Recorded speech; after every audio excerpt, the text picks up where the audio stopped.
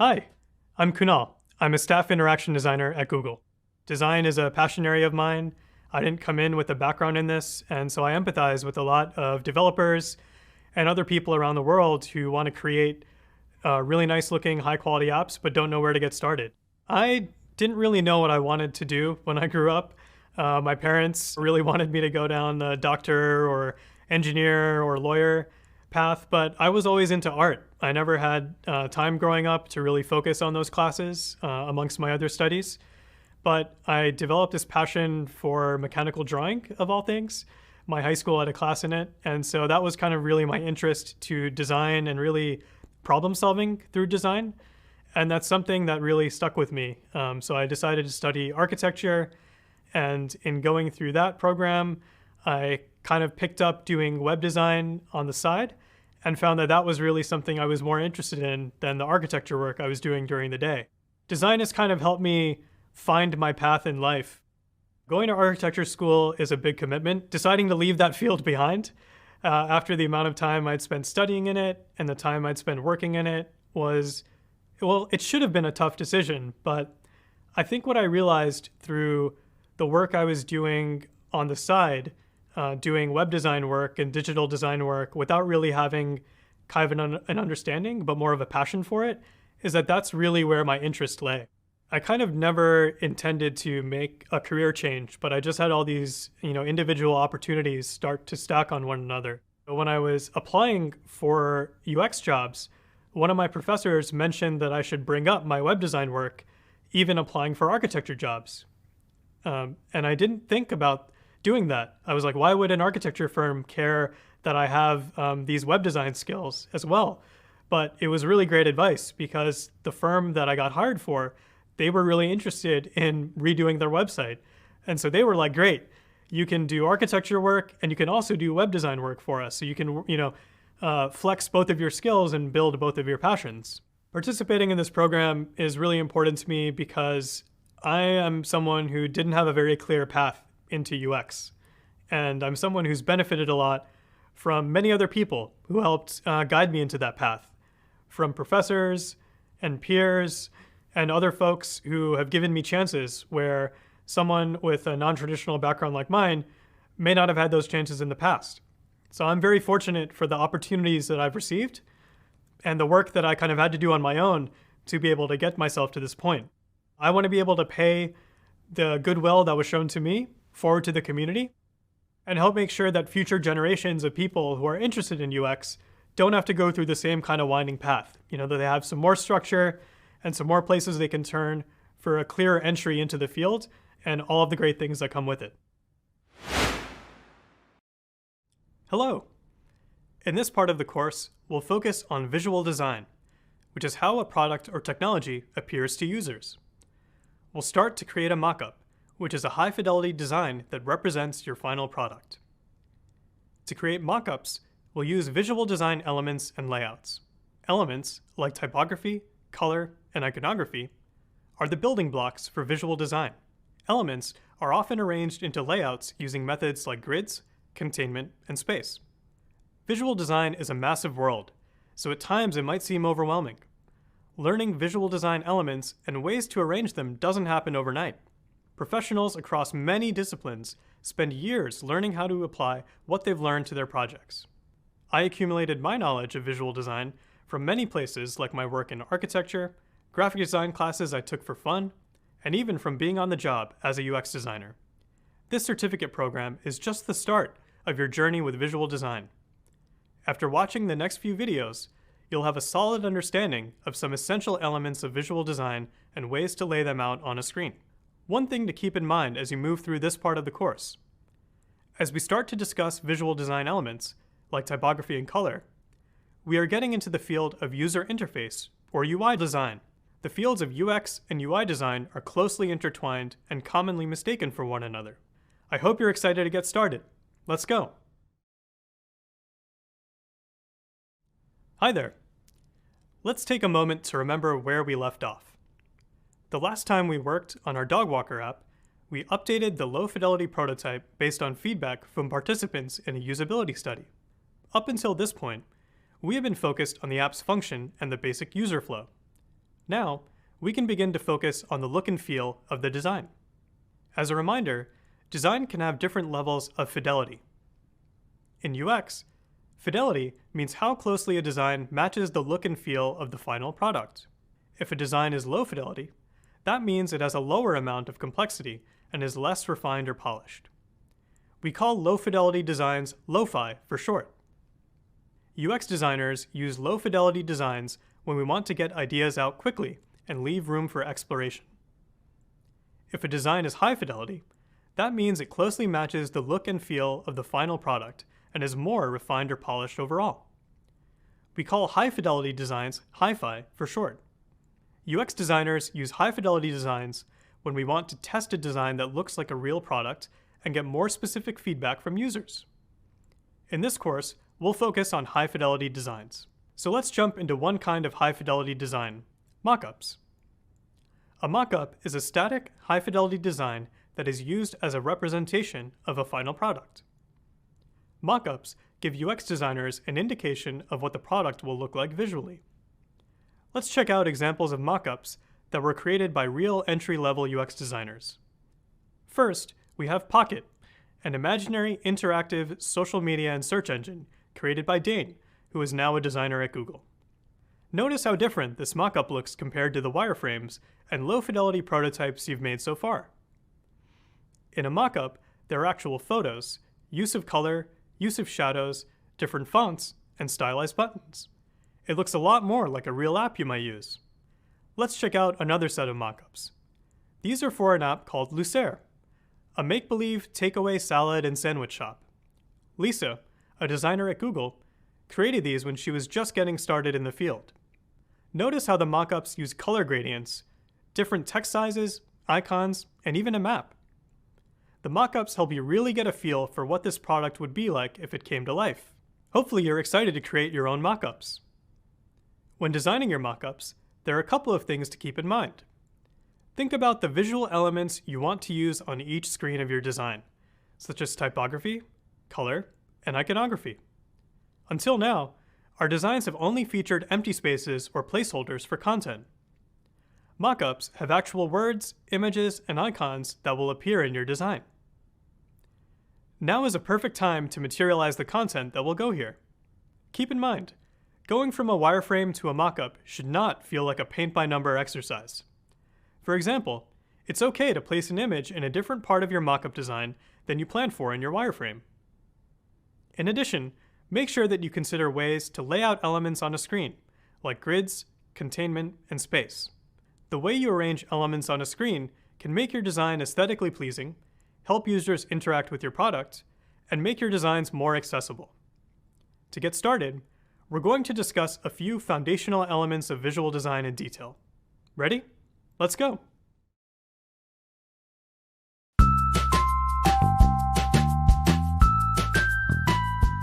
Hi, I'm Chikizi. I'm a UX lead for AR experiences at Google. We design AR experiences for Google Search, for shopping, and other third-party brands. If you're getting into a design tool for the first time, like Figma or Sketch or Adobe XD, you might be wondering, how do I use this tool? How do I create this flow? Like, what does the UI need to look like? Is this even an appealing design? So my recommendation when you are getting ready to design something is to start with sketches. And now that you have your sketches, it's good to bring those sketches into your design tool. Now you're ready to go into high fidelity mockups. When you were sketching with pen and paper, that was low fidelity. Now that you're going into high fidelity, this is where you get to bring those sketches to life. When you're designing something, you want to think about the journey. What are the major moments in the journey that will help a person get from A to B? When you're designing in a tool like Figma or Sketch, you're going to have a lot of things available to you that didn't exist with pen and paper. You're going to have text colors, you're going to have a big color palette, you're going to have text size, you're going to have images, a whole different suite of things available to you to work with.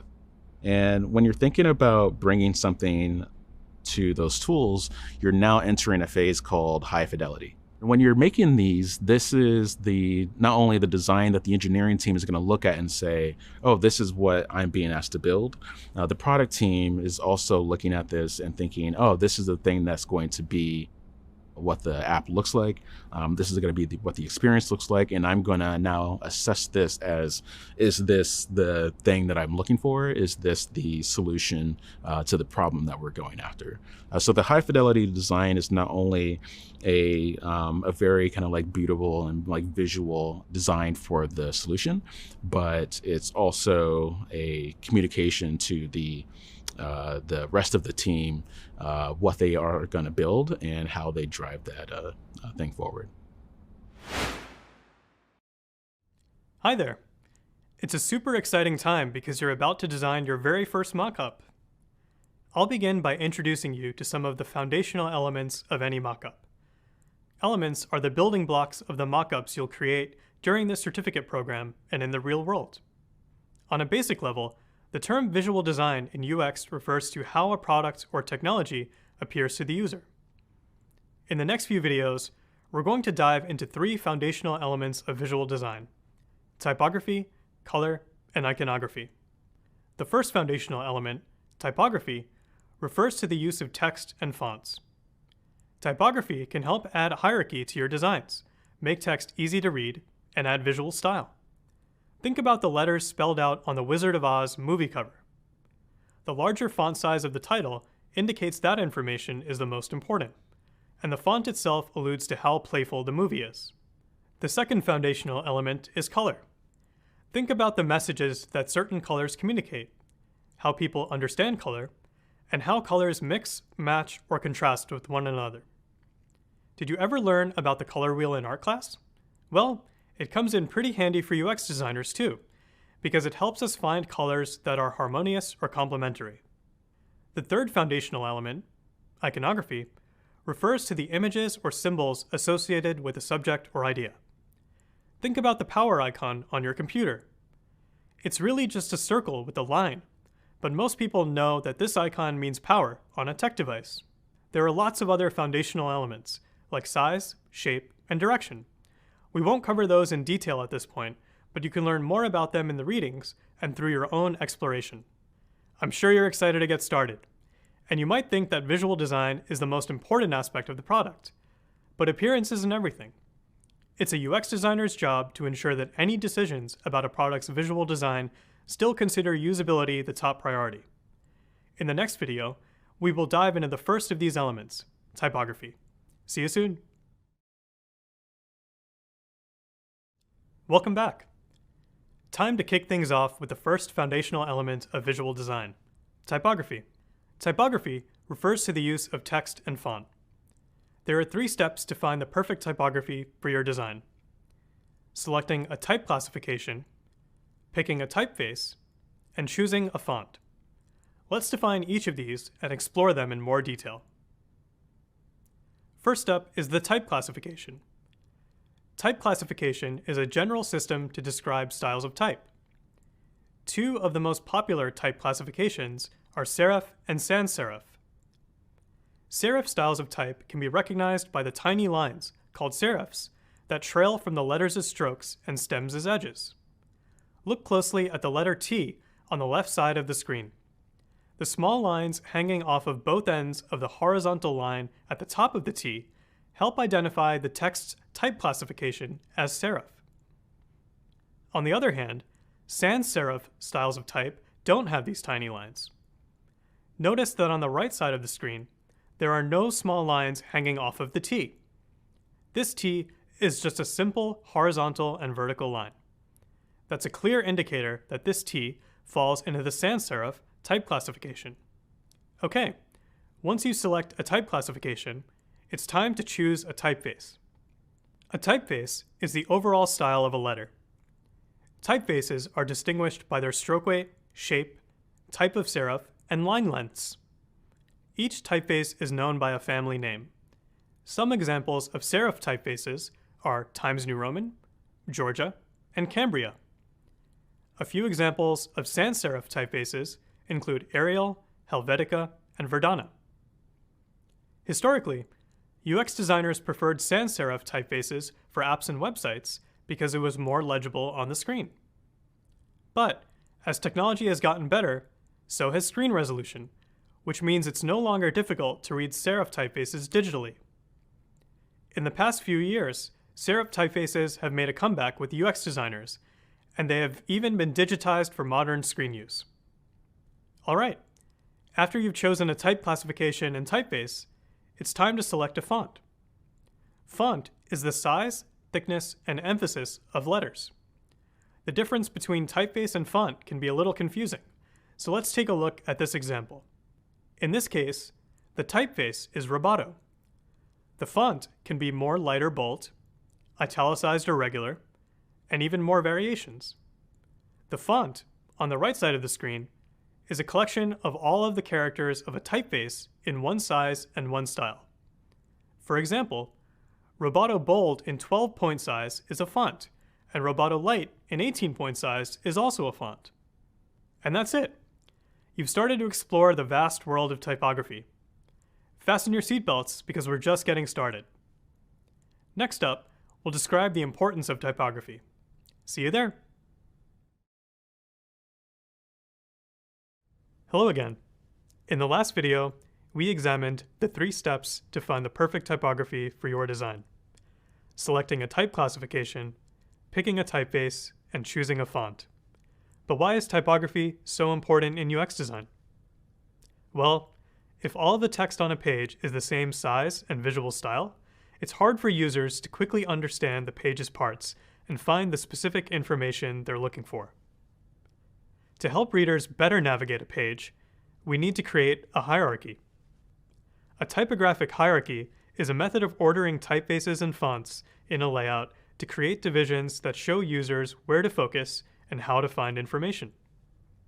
Remember, product interfaces are often made up of a lot of words on the screen.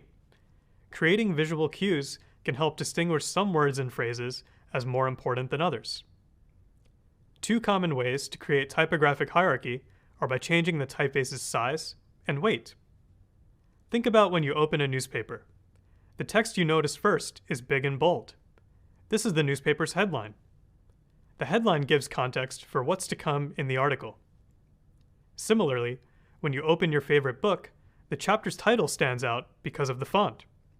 The font of the title is usually larger in size and bolder in weight than the other words on the page. Both the headline and the title in these examples are considered header styles. They both have larger and thicker letters than the words to follow. The same thing goes for designing a digital product. Most product interfaces have at least 2 sizes for text: a smaller size that's used for longer text passages, and a larger size that's used for titles and headings. Digital products might also use weight, which is the thickness of the letters in the typeface, to create typographic hierarchy. For example, a bold typeface gives more emphasis or importance to the text. All right, so you now know a bit more about how typefaces and fonts are used to add hierarchy.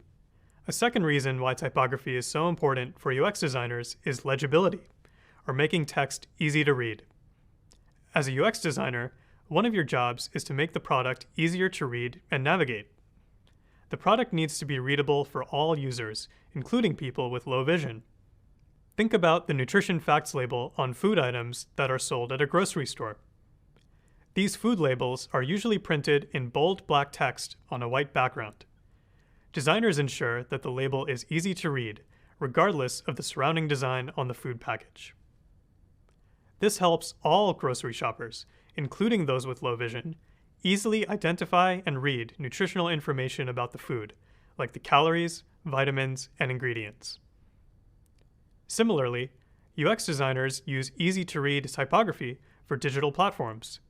For example, during the checkout section of an e-commerce website, designers choose typography that is bold and easy to read so that the user is sure that they are paying correctly. Lastly, be sure that the typography used in your design matches brand guidelines. Brand guidelines are visual style choices used to communicate a brand's identity, values, and mission. Brand guidelines have rules on typography and other visual design elements that have already been researched, tested, and approved by the company's design team. Typography adds to this visual style and displays a company's identity. For example, Google uses a sans serif typeface called Google Sans. The typeface was created by our design team and is seen in all of our marketing material. It is even used in the Google logo. This typeface reinforces the Google brand. If you're designing for a specific company, make sure you ask for their brand guidelines before getting started. Now, it's time to take all that you've learned about typography and apply it to your project. Let's open Figma. I'm going to start my mockup of the homepage of the dog walker app. One important thing to note is that I'm going to create these mockups below the wireframes that I created earlier in Figma. I'll start by adding a phone screen like you learned how to do earlier with my colleague, Karen.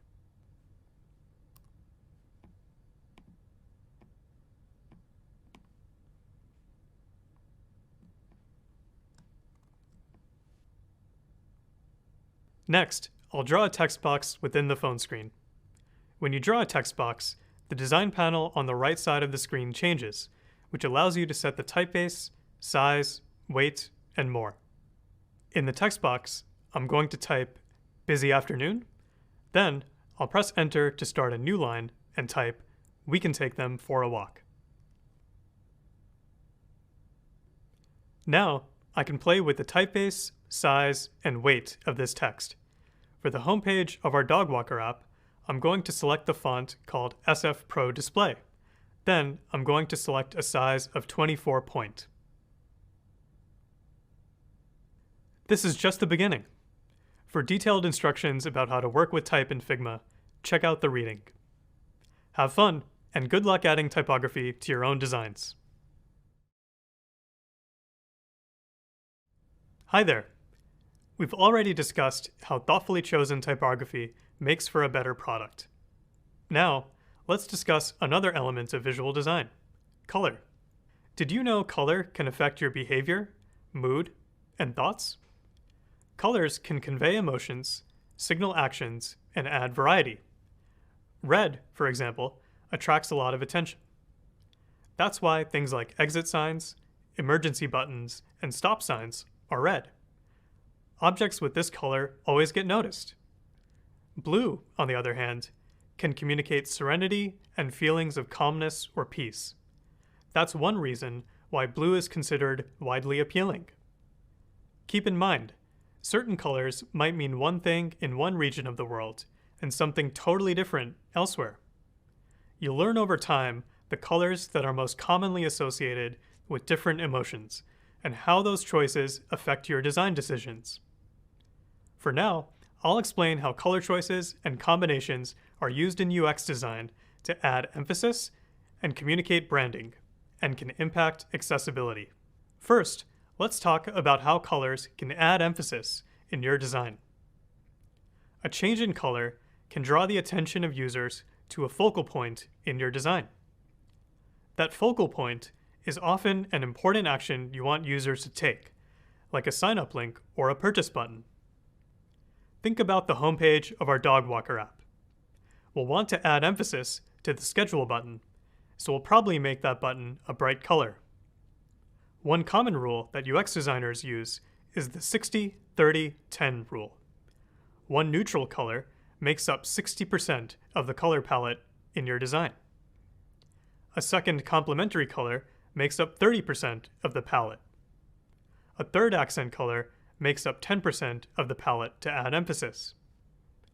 In our dog walker app, we might use white as 60% of the color in the design, gray as 30%, and orange as 10%.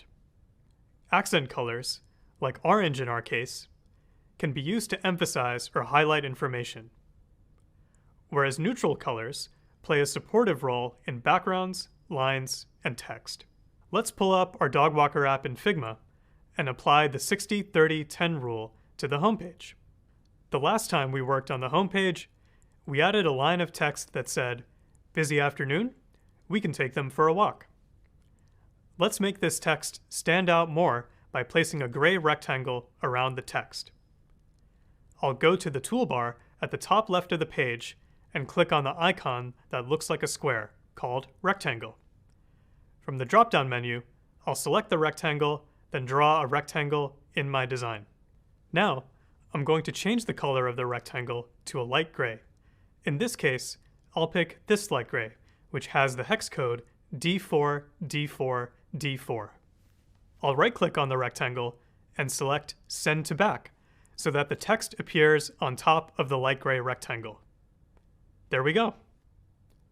Next, let's create a button. I'll draw a new rectangle following the same steps. This rectangle will be almost as wide as the phone screen, leaving a little bit of white space on the left and right sides. I'm going to use the Align Horizontal Centers button to center the rectangle in the middle of the phone screen. Then, I'm going to change the color of the rectangle to a bright orange to add emphasis, using the hex code FA7B17. I want to make this button stand out because clicking this button is the most important action we want users to take on the screen. Now, I need to add some text to describe this button. I'll go back up to the panel in the top left and click the T for text. I'll draw a text box inside of my orange rectangle. I'll type "choose a time." Then, I'll change the color of the text to white, which is hex code FFFFFF. Whoops, looks like the font is really big. I'm going to change the font size to 18 to better fit within this orange rectangle button. And there you have it. We've begun to add color to our Dog Walker app homepage to show emphasis. Another reason why color is so important in UX design is that colors can communicate branding, which is the visual appearance and voice of a company. Colors play an important role in a company's brand guidelines, just like typography. Color helps define a product's visual identity, making it stand out among competitors. Think about some of the most globally recognized brands and the colors they feature in their products and logos. Does the yellow of McDonald's arches make you feel cheerful? And does the bold red of Coca-Cola make you feel energetic? Some companies even use groups of colors consistently to stand out. For example, have you noticed that Google uses 4 specific colors in all of its branding? Blue, red, yellow, and green. Many of the graphics and animations in this certificate program use the 4 Google colors. That isn't an accident.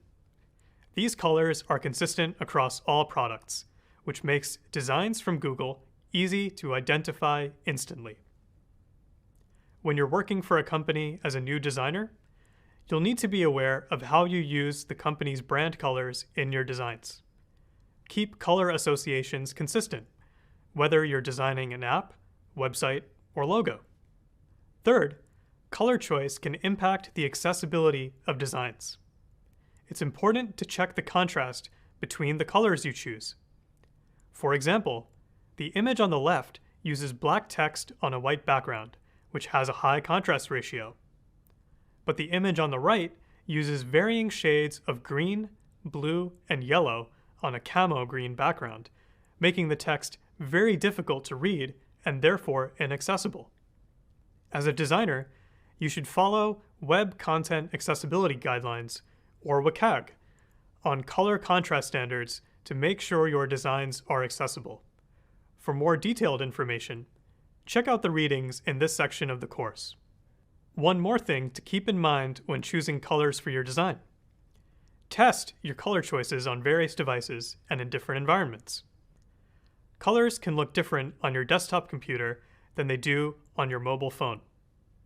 Colors can also look different depending on whether you're using the device in daylight or in the dark. One example of this is a viral internet photo from 2015 of a dress that some internet users described as white and gold and others described as black and blue. Many people were confused about how the same dress could be interpreted as completely different colors. But the explanation was simple. The color of the dress changed depending on the color of the light the user was in. The dress looked black and blue under yellow light, and white and gold under blue light. This is just one example of why testing your color choices in different environments is crucial. We could have an endless discussion on color, but the key takeaway is that using color effectively in your designs should help users better navigate the product. Next up, we'll discuss a third element of visual design, iconography. Let's keep going.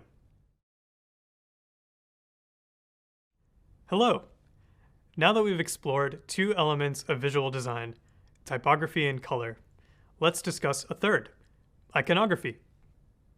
Iconography is a system of graphic images or symbols that are associated with a subject or an idea. We call these images and symbols icons. On the surface, icons might seem like playful creations, but when made effectively, icons limit wasted text space, catch the user's attention, and are an easy way to transition to another page or location. We rely on icons all the time to give us information in both digital and physical environments. For example, an arrow icon on a button indicates that an elevator will go up or down. Or the sun icon on a computer screen allows us to adjust the screen's brightness levels. Sometimes icons indicate specific actions, like the arrow or sun in these examples. Other times, icons provide supplementary information, like how a battery icon tells you that it may be time to recharge a device. Some icons are commonly known through their widespread use. For example, have you ever seen this icon of a house? This house icon on the navigation menu indicates a path back to the home screen of the app. Since this icon is universally understood by most users, you can simply use the same house icon in your own app designs. However, other icons have specific cultural associations. For example, an American football icon may not be the best icon to represent sports on a global app. That's because American football isn't as popular worldwide as it is in the United States. Using a more universal icon, like a soccer ball, may be more appropriate for a global audience. When using icons in your designs, add a text label to describe what the icon means. If you add an icon of a house, you should also add a text label that says home beneath that icon.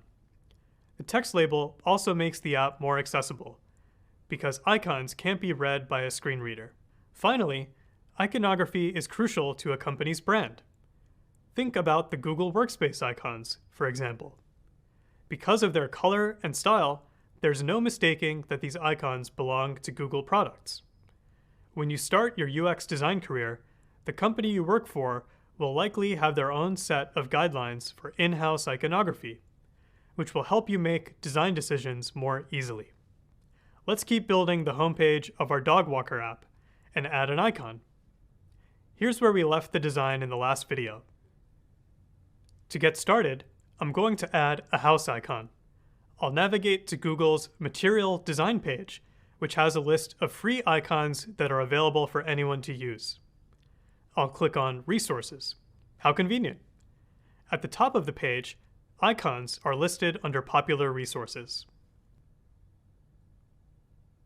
The icons are listed alphabetically, so I'm going to scroll down to H for Home and select the Home icon. I'll click on the blue download button on the bottom left-hand corner of my screen to download this icon to my computer. Then, I'll navigate back to Figma. I'll click on the rectangle in the top left corner and select Place Image. When I do that, a window pops up that asks which file I want to select. I need to find the Home icon that I downloaded and click Open.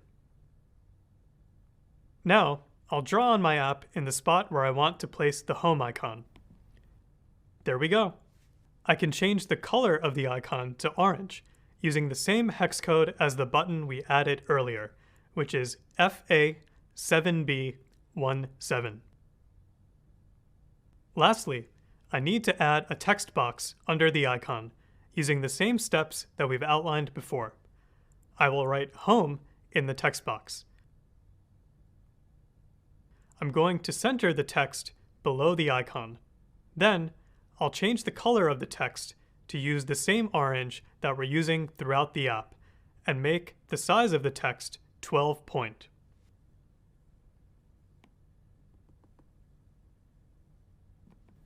And that's that.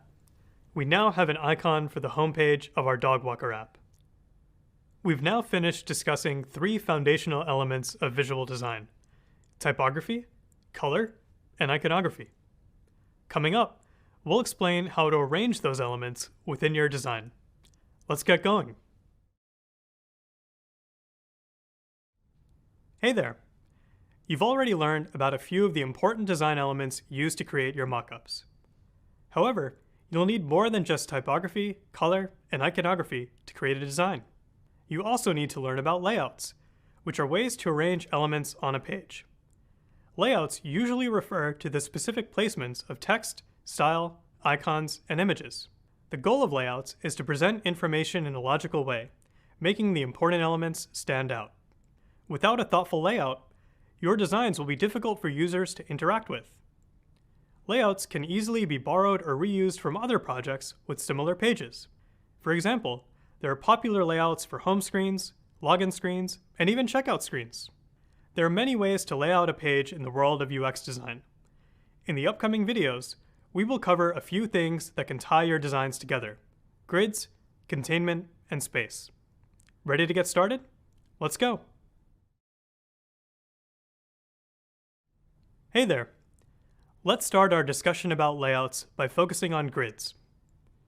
When you design a mockup, the correct placement of elements on your page can improve user flow and make it easier to navigate.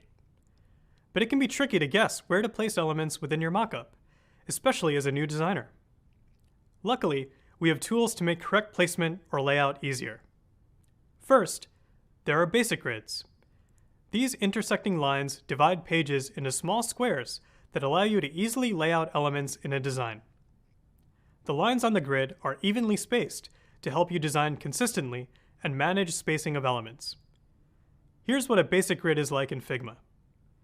If you drew wireframes on grid paper in an earlier course, these grids might look familiar.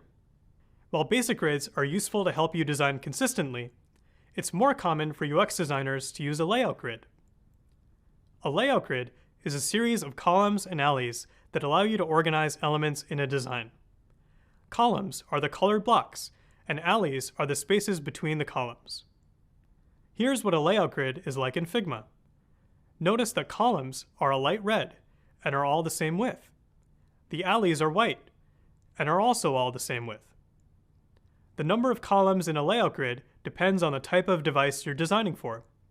If you design for a larger screen, like a website on a laptop or desktop computer, the layout grid might have 12 columns. As you design for smaller screens, your layout grid will have fewer columns. For example, the layout grid for a tablet or app includes 4 to 8 columns, and the layout grid for a smartwatch has only 1 column. But keep in mind, no matter what device you're designing for, the number of columns in your layout grid depends on how you want to organize and split up your content. You might be wondering, should I use a basic grid or a layout grid when I design? This varies for each designer, so the choice is yours. Some designers use both basic and layout grids, while others use only one. Some designers don't even use grids at all. When you're just getting started as a UX designer, you might want to use a grid for a few reasons. First, grids create clarity and consistency. An effective grid guides the eye, making it easier and more pleasant to scan elements on the screen.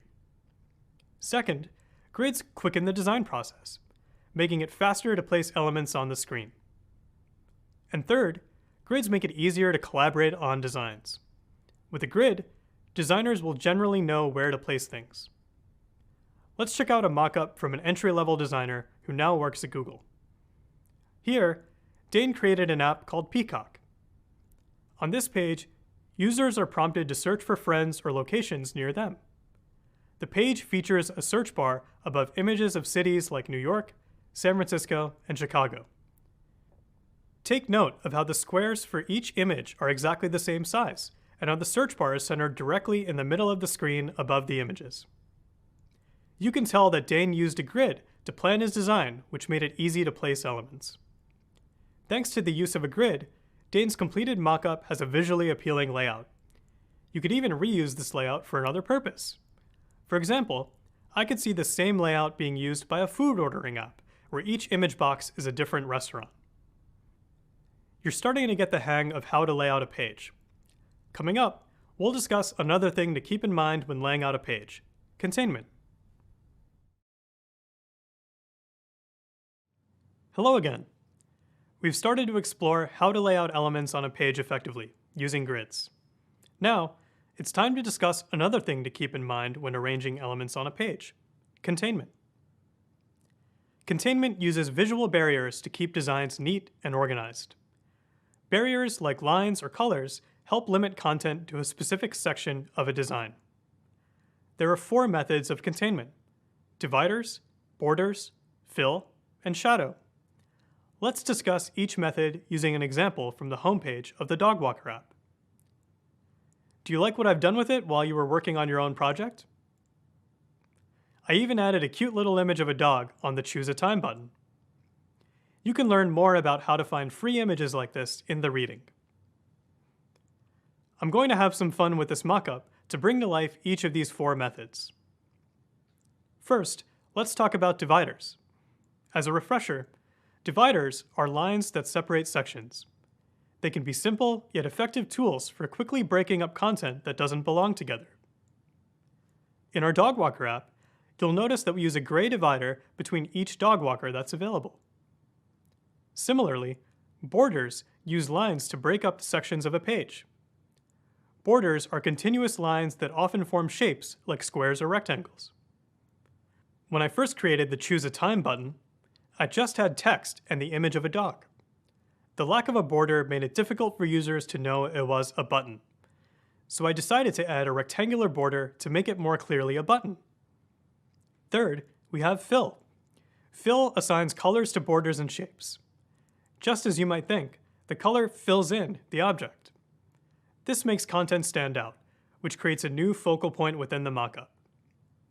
The Choose a Time button still isn't as clear as buttons on other apps I've used, so I'm applying an orange fill to give it more emphasis.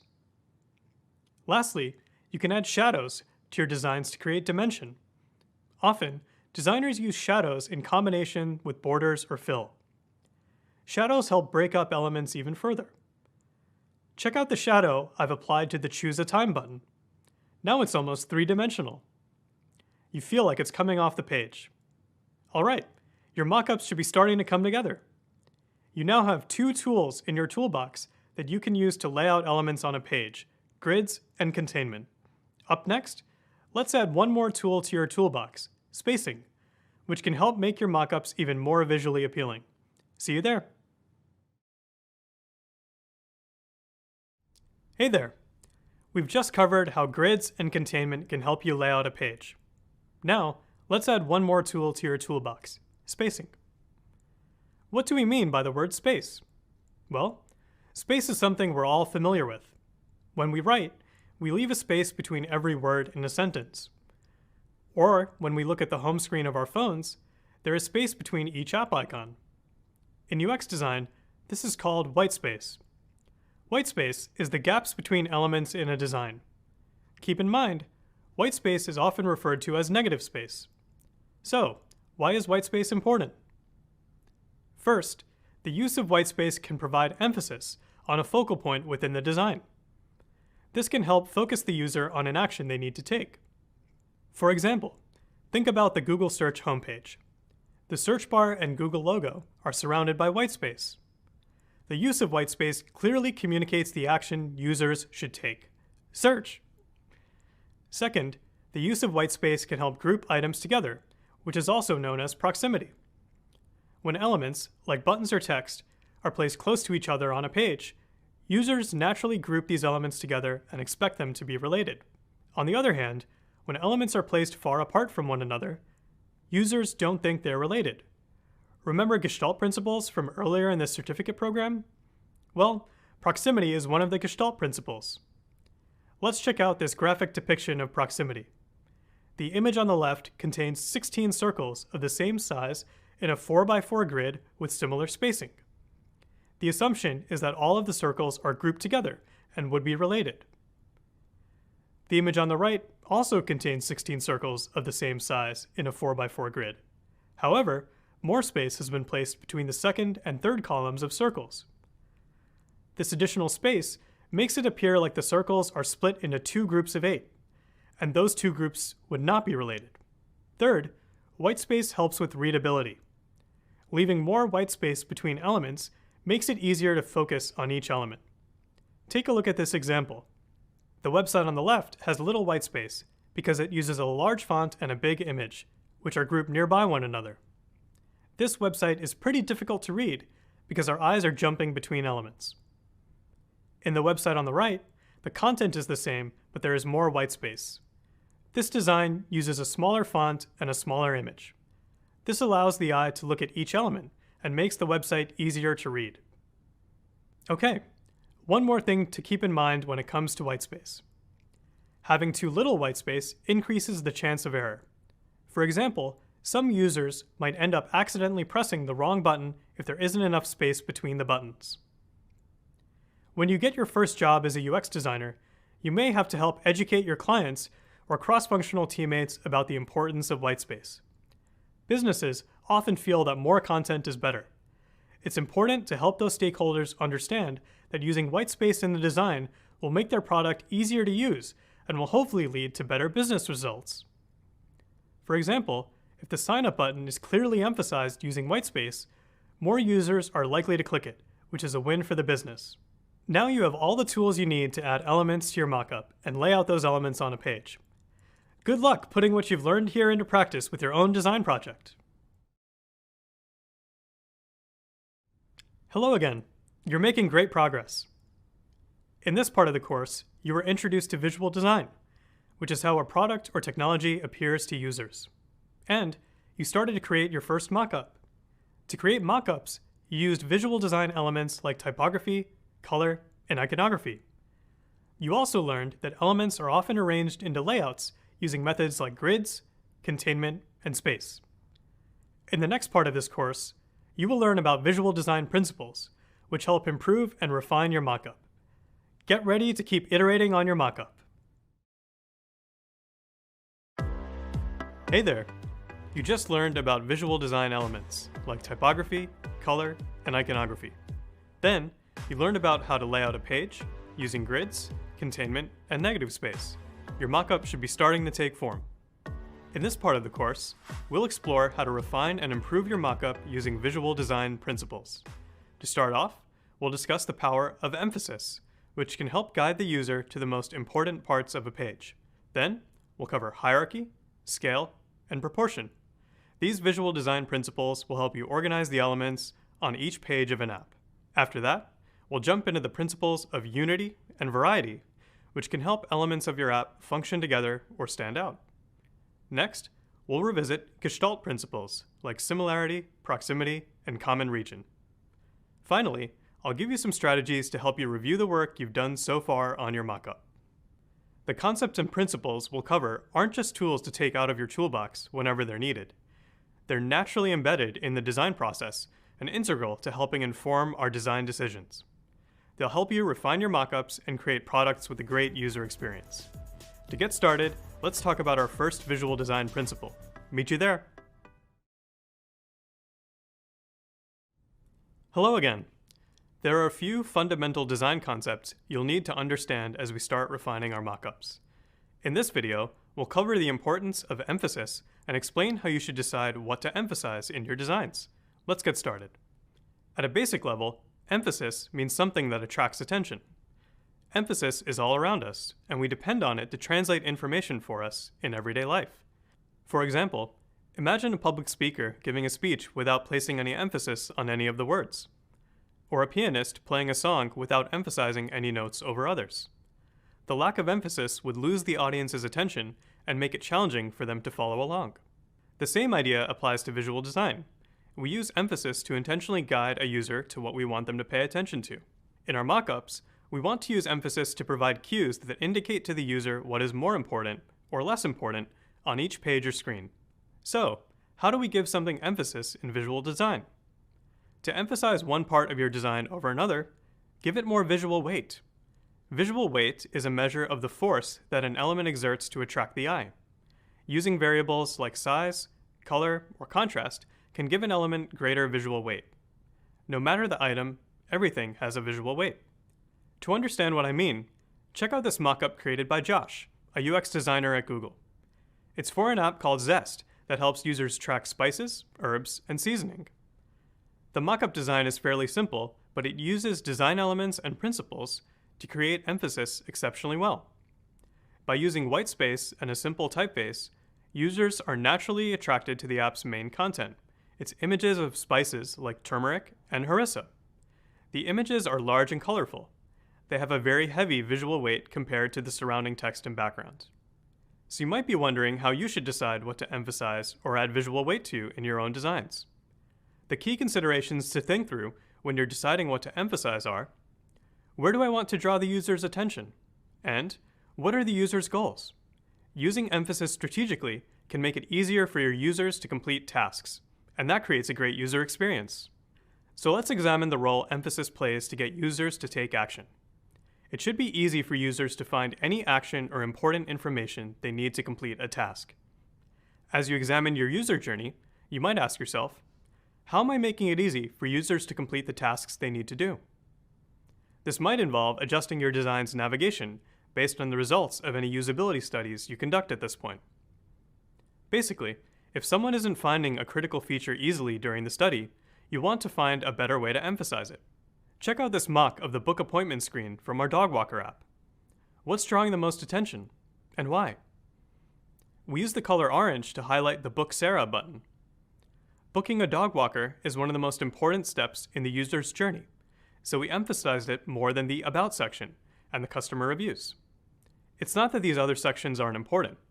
We just really wanted to highlight the primary action that we want users to take on this screen. The color orange is bold and draws attention to this key feature, and the size of the button is larger than the surrounding content. These visual design decisions are all part of emphasizing this button and guiding the user to take action.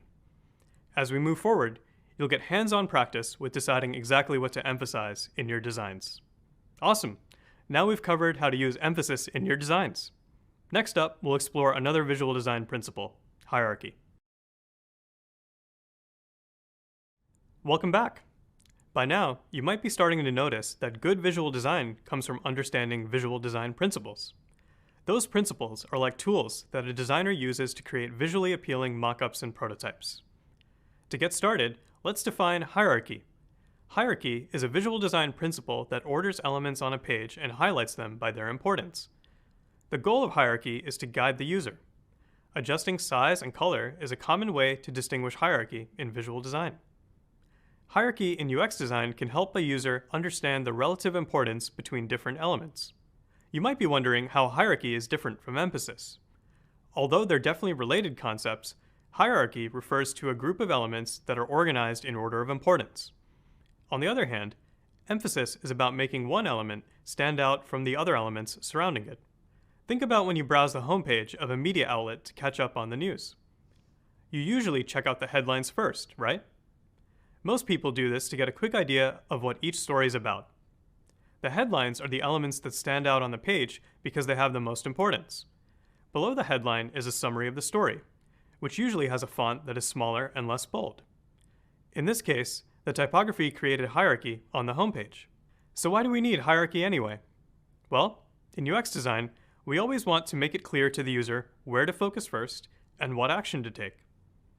Hierarchy helps point users to the first step they should take in their user journey. With hierarchy, the more important the information is, the more we should make it visually prominent. We apply hierarchy when we create mockups to help users navigate an app effortlessly. Hierarchy helps them find the most relevant information and main action buttons first. Hierarchy also guides the user to the most important places on the page. Let's revisit the Dog Walker app to understand how this applies. This page is part of the second step of booking an appointment. Under the three icons indicating the steps for booking an appointment, there's the text, "Select the dog walker." Ordering this text at the top of the page indicates that most of the content underneath it will contain information about this process. Sizing the text larger makes that point even clearer. As we move down the page, there's the next line of text, availability based on your date and time. This text is smaller than select the dog walker, but larger than the details about each dog walker. It's important for the user to recognize that all of the dog walkers listed are available at the date and time they selected. Also, notice that the names of each dog walker are in a darker gray color than the rest of the text associated with that dog walker. Remember, hierarchy highlights elements on their page by their importance, so this subtle design choice indicates to the user that they should focus on the name of the dog walker first, and then look at the other details. This is similar to the technique used in the headline example we discussed earlier. Hierarchy also affects accessibility for users. Earlier, you learned about assistive technologies that can help users focus on the most important information on the page, like screen readers. By using accessibility annotations in your wireframes, or in this case, mockups, users will be able to read elements in a hierarchical order. Accessibility annotations create a visual hierarchy by indicating the order that elements on a screen should be read. In addition, these annotations can help users understand the order in which they should interact with each element. Great! You now know about hierarchy and how to apply it in your mockups. You've already explored 2 visual design principles, so it's on to the next, scale and proportion. Meet you there. Hi again. By now, you're starting to get a feel for the different visual design principles that can help improve your mockups. Earlier, we explored the concepts of emphasis and hierarchy. In this video, I'll start out by explaining the basics of scale and proportion, which are 2 different but related ideas. Then, we'll go over how to apply scale and proportion to your mocks. Finally, we'll discuss how accessibility should be kept in mind for scale and proportion. Let's get started. First, let's define scale. Scale is a concept that's used to explain the size relationship between a given element and the other elements in the design. The most important elements in a design are bigger than the less important elements. So, why is scale important for UX design? Well, there are a few reasons. First, manipulating the size or scale of a single element, like a button, is a great technique for creating emphasis. To emphasize an element, you can use scale to make that element larger than the other elements around it.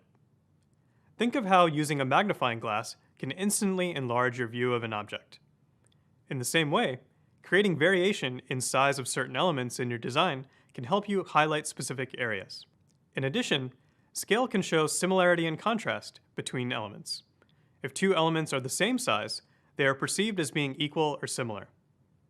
However, if 2 elements have a large contrast in size, they are perceived as being different from one another. Lastly, scale can be used to communicate visual hierarchy. Earlier, you learned how hierarchy is used to communicate the order of importance for the information on a page. Scale helps to create visual hierarchy. For example, typography can be easily changed using scale to emphasize the content on a page in different ways. This image shows how different type scales can be used to create headlines. The most important headline, Headline 1, or H1, has the largest type scale and appears at the top of the scale table. H1 headings are usually used to convey the most important content. There are even websites where you can enter your base size of font, and the website will provide you with a type scale, suggesting sizes of font for more and less important information. Okay, now that you've been introduced to scale, let's discuss the concept of proportion. For UX designers, scale and proportion are very closely related ideas, but they're not exactly the same. Proportion is about the balance or harmony between elements that are scaled.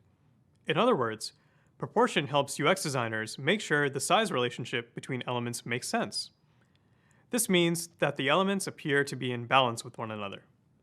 If one element in your design increases in size, then the other elements should also increase in size at the same rate, in order to remain proportionate. Check out this row of icons from our Dog Walker app. These 3 icons have the same proportions. But imagine we increase the scale of the first icon. Notice how out of proportion they are now? So, how do we make sure the proportions in our designs are balanced? One way is to review the page after changing the scale of a particular element to make sure the overall balance of the design still seems correct. Another way to maintain consistent scale proportions is by including certain size specifications for a design in a design system. We'll discuss design systems in much more detail later on. Great! You're learning the basics of scale and proportion. But how do we apply these principles to our mockups? Let's revisit the dog walker app as an example. On this page of the app, the user has already selected the day and time their dog needs to be walked. Now, they need to select the dog walker. Notice how the images of the 4 dog walkers are the same scale? As we learned earlier, when elements, like these photos, are the same size, they are perceived as being equal or similar. In addition, there is balance or harmony between these elements, which means they are proportional. However, if we change the scale of the images of the dog walkers, they quickly fall out of proportion. If you're like me, looking at these different sizes of images might make you cringe. In addition, the different sizes place an emphasis on Michael's and Melissa's profiles because their images are larger than the others. Remember, if one element in your design increases in size, then the other elements should also increase in size at the same rate in order to remain proportionate. Awesome! You've learned about 2 more visual design principles, scale and proportion. Coming up, we'll go through the principles of unity and variety. Let's keep going. Hey there! In this video, we'll discuss a couple more visual design principles, unity and variety. Let's jump right in. Unity measures how well elements of your design work together to communicate an idea. A design with unity is pleasing to look at, clear to the user, and easy to understand. Unity can be created by using a consistent color scheme, complementary fonts, and consistent spacing. On the other end of the spectrum is variety, which is about varying the elements in your design to break up monotony. Using diverse elements can add energy and pizzazz to a design. There are countless ways to incorporate variety in your designs, like using different shapes, colors, textures, and patterns. Do you have any walls in your house that are painted an accent color? Or have you ever paired brightly colored shoes with a plain outfit? If so, you probably understand how variety can help break up predictable patterns. During the beginning stages of your low-fidelity wireframes, creating unity or variety is not the focus. When you create your lo-fi wireframes, your buttons and graphics are usually just black and white placeholders. During this stage, you're more concerned about how features function together and less about their appearance. When you eventually get to designing mockups, you can focus on the whole picture. Ask yourself questions like, did I use colors in a consistent and purposeful way? Did the typefaces I used work well together? And is there enough variety to keep my design interesting? Keep in mind that neither unity or variety are good or bad. There are parts of your design that require one or the other, or even both. Variety can be used strategically to add visual weight and create emphasis. Think about an app for a news outlet. The most effective media outlet apps have unified designs. Most stories will use dark text on a white background. Now imagine if there was a breaking news report about the weather. The breaking news story background might turn a bright color like red or yellow. Adding this variety to the notification helps break the consistency and lends more urgency to the story. These elements of variety help the breaking story stand out, but they only work because the styles of the other stories are unified. But variety doesn't have to take away from unity. In fact, variety and unity can work together in harmony.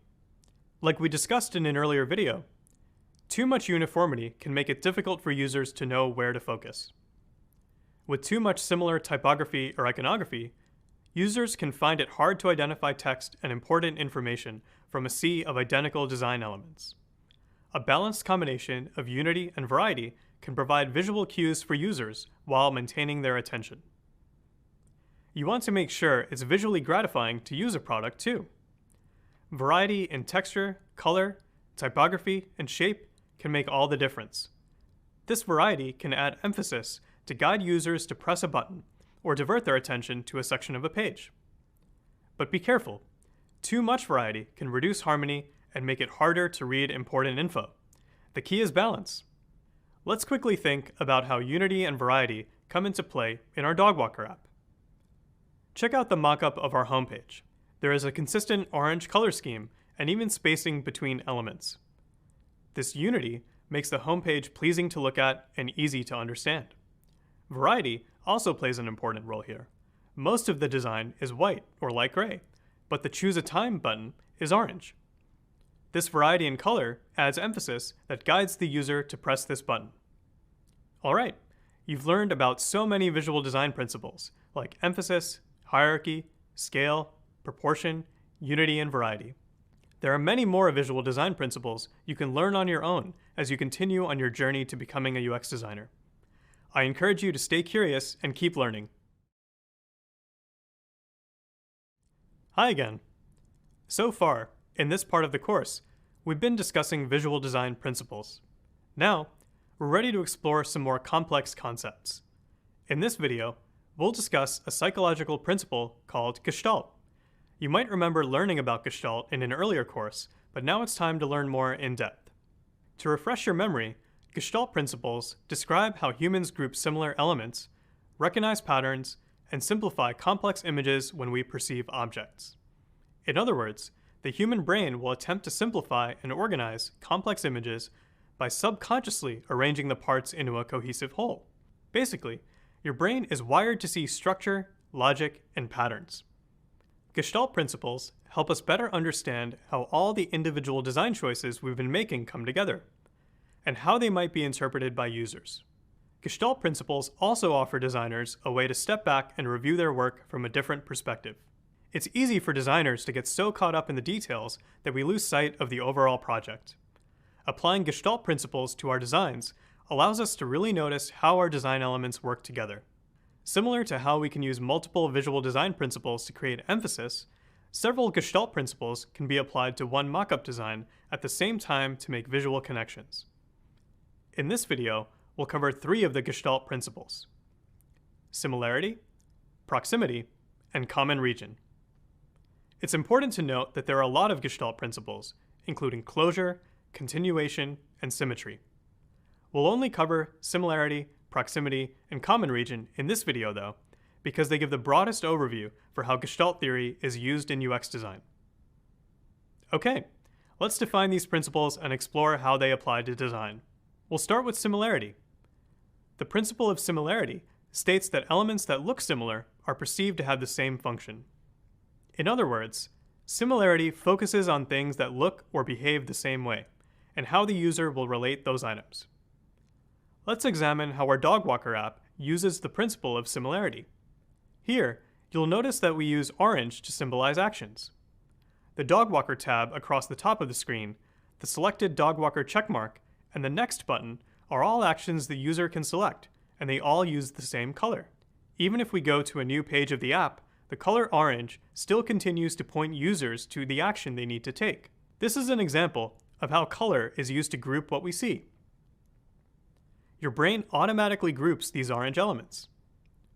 Because they are the same color, they are perceived to have the same function. Another example of the similarity principle in action is how every circle on this page represents a user profile.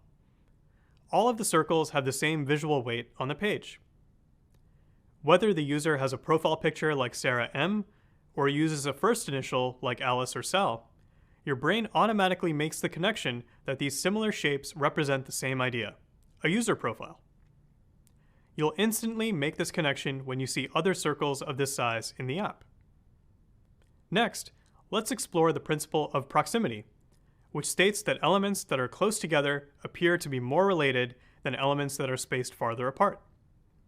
In other words, humans perceive objects close to each other as connected. The way sighted people and screen readers read is an example of the proximity principle in action. The lack of space between letters or characters tells you that those letters or characters form a word. And the space between and after those groups of letters or characters let you know that a new word has started. The principle of proximity is also used in our dog walker app. When a user is scheduling an appointment with a dog walker, the app provides a horizontal list of the names of the user's pets: Charlie, Broccoli, and Rover. The user selects which dogs need a walk. The closeness of these buttons lets you know that they're related. And the closeness of the list of dogs to the question, "Who is going for a walk?" lets you know that the question is related to this list of dogs.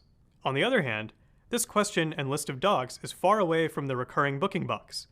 The space between these elements indicates that they are not related. Okay, one more Gestalt principle to cover.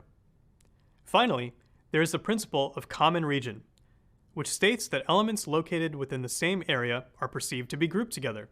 Although it's connected to the principle of proximity, the principle of common region differs because it has less to do with spacing elements apart and more to do with using visual elements to form sections. Here, we have a mock-up of an app created by a UX designer at Google named Kai Wei. The app is called Rostery, and it was created to help college professors remember their students' faces and names in a fun and simple way. On this screen, the app is broken into 3 sections: the navigation bar at the top, the memorization progress graph, and the names of the students the professor wants to remember.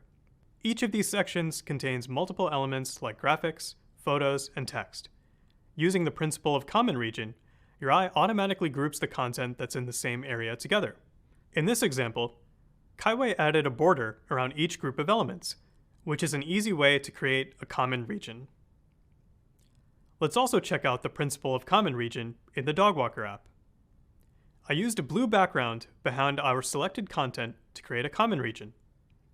The user is able to quickly identify the items on a blue background as their selected Dogwalker, and the content on the white background as unselected items. The key takeaway from Gestalt principles is that we should make sure that our designs work with the way our minds naturally organize elements. When used thoughtfully, Gestalt principles can help create visual balance.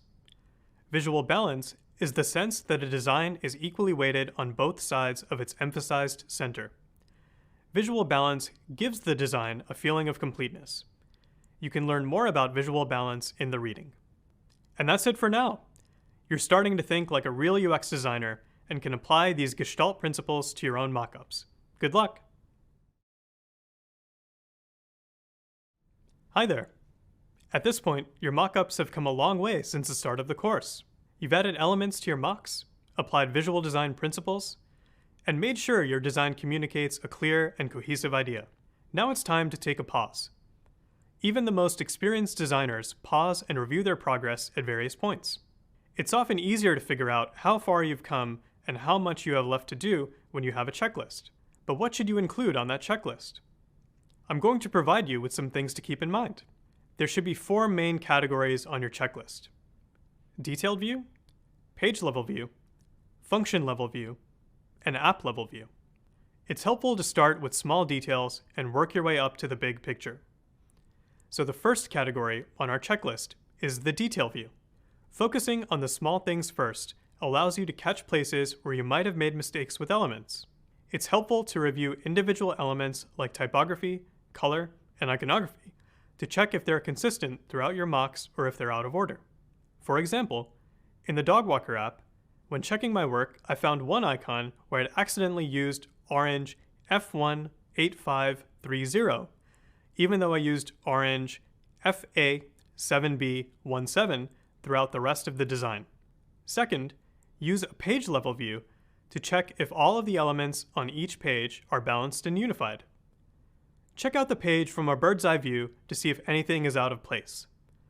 This is also a good time to consider the scale and proportion of the elements within a page. For example, when I first created the book appointment page of my Dogwalker app, I indented the bios of each Dogwalker to try to make their name stand out. However, after doing a page level view, I felt like the bios were out of balance with the rest of the page and decided to align everything on the left instead. In addition, in the first version, the checkmark icon stood alone. To help improve the balance of the page, I added a gray circle around the checkmark icon. Next, review your designs using a function level view. In other words, you need to make sure your designs are operational. In particular, check to make sure you have included all of the navigation elements in your designs so that it's ready for prototyping. Ask yourself questions like, does each page have a way to move forward and backwards? Is there a button to perform the main action for the page? And do I need a button to allow users to undo an action? For example, when I review pages of the Dogwalker app at the function level, I'm checking for elements like the back arrow in the upper left corner and the X in the upper right corner. I'm also checking to make sure I included a button that allows users to perform the main action for the page, which in this case is to book Sarah, the dog walker. Lastly, take a step back and review your design as a whole. This is called an app level view because you review the entire app. Thinking about your designs from the big picture helps ensure that your product overall looks and functions the way you want. To do this, I recommend zooming out in Figma so that you can review multiple pages of your design at the same time. For example, here is an app-level view for the dog walker app I've been working on. You've seen many of these pages as examples in different videos, but here is the app design altogether. I've been iterating on these mockups while you've been working on yours, but I still have a long way to go.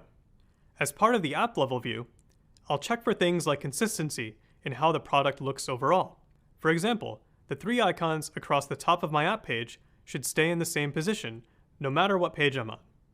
There you have it. You've made it through the 4-step checklist for reviewing your design. This is yet another moment to iterate on and improve your designs. Your mockups should be getting better and better with each tweak you make. Keep up the great work. Another mission accomplished. That completes this section of the course about how to refine and improve your mockup using visual design principles. Your mockup should be looking good. Here's everything we've covered in this section. First, you learned about the importance of emphasis, which can help guide the user to the most important parts of a page. Building on that, you explored how to create levels of hierarchy. Distinguishing the elements of a product's design in order of importance guides users to effectively use a product. Then, you learned the basics of scale and proportion, which organize the elements on each page of an app. After that, you discovered the influence that unity and variety can have in guiding a user's attention and maintaining it. Balance is key here. You also revisited a few popular Gestalt principles: similarity, proximity, and common region. Then you wrapped up by exploring some strategies to help review the work you've done so far on your mockup. All of these concepts are truly important in informing our design decisions. Up next, we'll keep working on our mockups and learn about design systems. Meet you there. Welcome back. You've been exploring the importance of visual design elements and principles, and how to lay out a page. You even made your own mockups and have been iterating to improve them. In this part of the course, you'll explore the world of design systems and sticker sheets. First, I'll introduce you to the parts of a design system, as well as the benefits of using a design system. Then, we'll explore 2 companies' design systems that are free for you to utilize in your own work. Next, we'll use a design system library in Figma, and you'll have an opportunity to use one in your mockups. Finally, we'll learn how to use sticker sheets and how you can set up a sticker sheet in Figma. In my opinion, this is going to be the most exciting part of the course. I work on material design, which is Google's design system, so I'm really looking forward to giving you a behind-the-scenes tour of my world. Let's get to it. Hi again. In this video, we'll discuss design systems and why they matter. Let's start with the definition. A design system is a series of reusable elements and guidelines that allow teams to design and develop a product following predetermined standards. Have you ever worked at a business that had a series of guidelines for different processes? Did it get hard to keep track of all the rules? Well, design systems help teams combine all of these different guidelines in one place, including important information like brand guidelines, components, color palettes, and more. For example, a design system outlines rules about how to use your company's brand colors in your designs, and which colors should be used for icons and typography.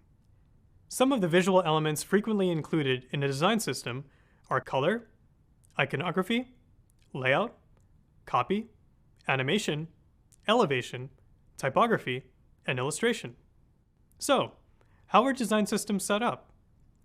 Most design systems include visual styles, guidelines for how to apply them, UI patterns, and supporting code for developers. Let's go through each of these in more detail. First up, visual styles. Defining the styles for core visual design elements, like typography, color palettes, and iconography, helps companies express their brand more consistently. This also helps UX designers improve the user's experience. Next are the guidelines. This is where the design principles, editorial guidelines, and implementation guidelines are defined. Clear rules about how certain components or styles should be used within a product help designers stay consistent. Then there's UI patterns. UI patterns include elements like text, color, or icons. Components, which are made up of elements like a button or form label. Modules, which are groups of components, like a header with a logo or a navigation bar at the top of the page. And templates, which are groups of modules put together to form pages. In addition, each of these sections of a design system usually includes detailed notes about which elements, components, modules, and templates are the most important, and how often to use each one. And finally, design systems support code for developers. To help developers build out designs correctly, design systems often include the code to create each of the provided elements or components. Compiling all this information into a comprehensive design system ensures that all the different elements in your designs will carry through to the final product. All right, now that you're starting to get to know design systems, let's explore the benefits of design systems in the next video. Let's keep going. Let's keep learning about design systems. Depending on where you work, design systems might be really important in your first job as a UX designer. Why? Well, there are a lot of benefits of design systems. For one, design systems create consistency for designers and users. When designers are limited to a certain set of elements, there's less chance that they'll introduce inconsistencies in the product or the company's brand. For example, imagine the design system for our dog walker app instructs designers to always use orange buttons with rounded edges in their designs.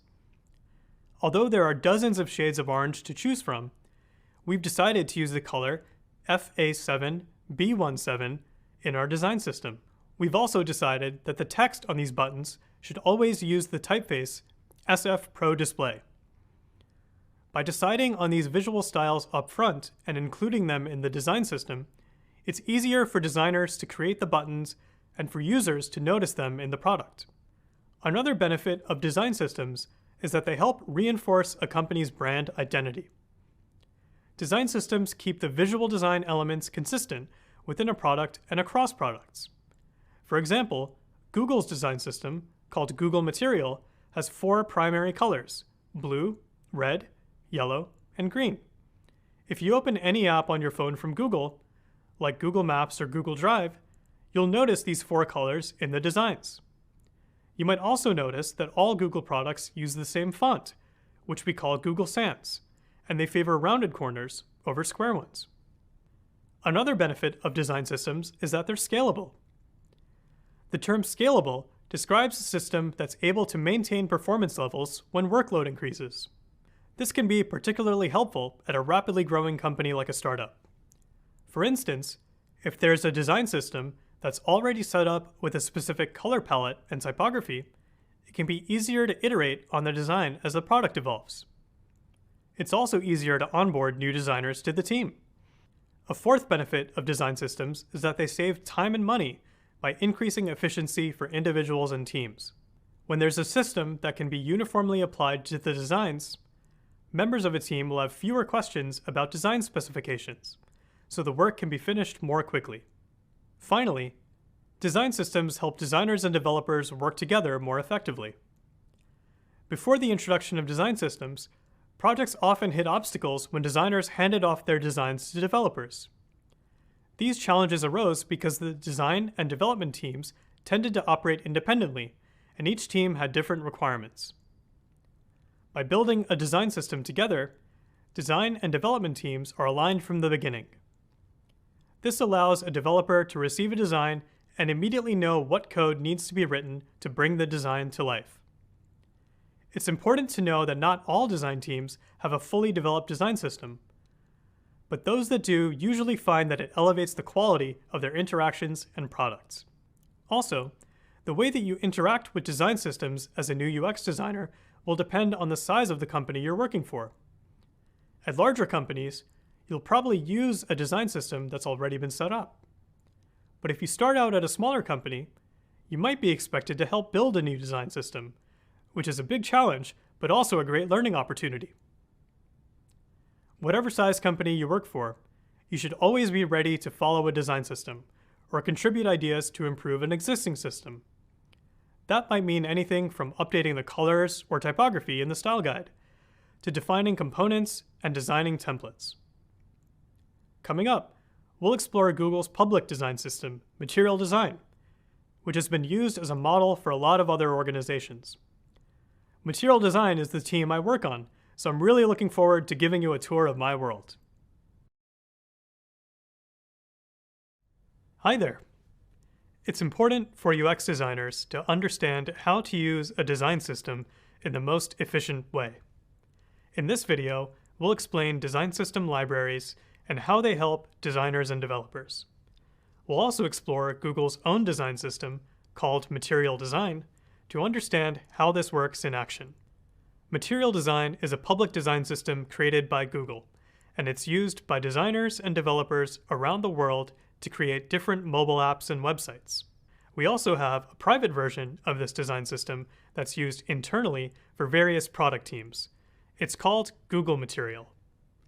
Currently, I'm a staff interaction designer on the Material Design team here at Google. And as someone who didn't study UX in college, I found design systems to be a super helpful way to learn about the basics of good design. The guidelines in the system helped me understand the principles of user interface design. Some companies don't share their design systems with the public, but Google decided to make these resources public for designers, developers, and engineers to interact with and learn from, so you should definitely take advantage of the opportunity. All right, ready to explore material design with me to get a better sense of how this all works? Let's go. I'll start by navigating to material.io. The Material site has different pages you can explore. The Design page has lots of foundational guidance for designers about how to use navigation, color, type systems, and more. I encourage you to read through these articles in detail to polish your design skills. The Components page has building blocks that you can download and use in your own designs, like buttons and date pickers. As you might notice, there are a lot of components you can utilize here. Let's take a look at the Buttons component. There is a ton of information here for you to explore on your own. The Material site doesn't just provide a button. Material also shows you how to use it effectively in your own designs. The Develop page is next. I'm not going to spend much time on this page because it's meant for developers and contains code they can use. Finally, I'll show you the Resources page. This one is my favorite because there's lots of helpful information for new designers like you. It contains links to free downloadable icons, fonts, a typescale generator, and more. There are even baseline design kits for Figma and Adobe XD that allow you to use material layouts and the component library as you're creating your own designs. Okay, cool. Now, let's dig a little deeper. I'm going to share a few resources to help you get started. Let me navigate to the Design page and click on Material Theming. One of the main reasons designers use the Material Design system is because you can customize it to better reflect your company's brand. There's a baseline theme that can be used as is, or you can customize it as little or as much as you want in order to make the design system work for your product or company. For example, check out how this simple button has been customized. Remember earlier in this course when you learned about iconography and I downloaded the home icon from Material? I downloaded that from Material's icon library, another great free resource to take advantage of. There are over 1,000 icons in 5 different styles for you to use in your apps. Okay, one more tip.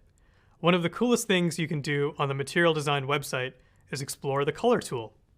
To find it, navigate to the Resources tab, scroll down to the Tools section, and the Color tool is here in the top right.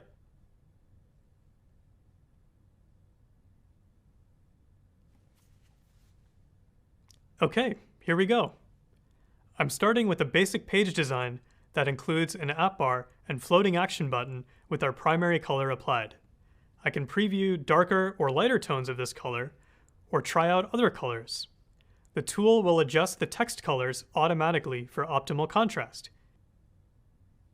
Keeping our accessibility guidelines in mind, we can make choices about white versus black text depending on the tone of the background color. There's even a breakdown of text readability based on large size text versus normal size text. Feel free to play around with this color tool on your own. It's pretty useful when creating mockups.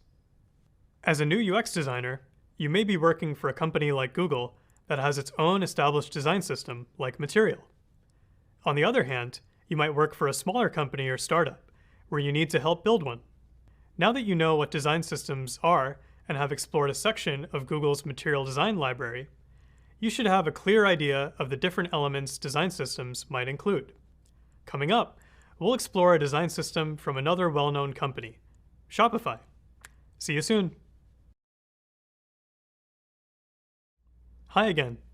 You've just learned about some of the visual elements like color and text in material design, the public design system offered by Google. In this video, we'll explore Polaris, the design system offered by the e-commerce company Shopify. Shopify offers online businesses services like marketing, shipping, and payments. This design system was created to help designers and developers make seller-friendly products using the Shopify platform. I'll start by navigating to polaris.shopify.com and I'll land on the homepage. First, as I start to scroll down, I'll find the Guides section, which offers practical advice for designing customer-friendly experiences. These include guidelines for internationalization, which is how to make your product work in other languages and countries, and how to design an app to work with the Shopify platform. Next, as I continue to scroll down, Shopify highlights 4 different parts of their design system. Let's explore each one briefly now, and we'll go into more detail later in the video. The Content section gives great guidelines for how to choose the best language that goes into the design. Then, there's the Design section, where you can find all the visual elements like color, type, and icons that will help enhance your mockup designs. After that, you can find the Components section. It's full of lots of UI components for designers and developers.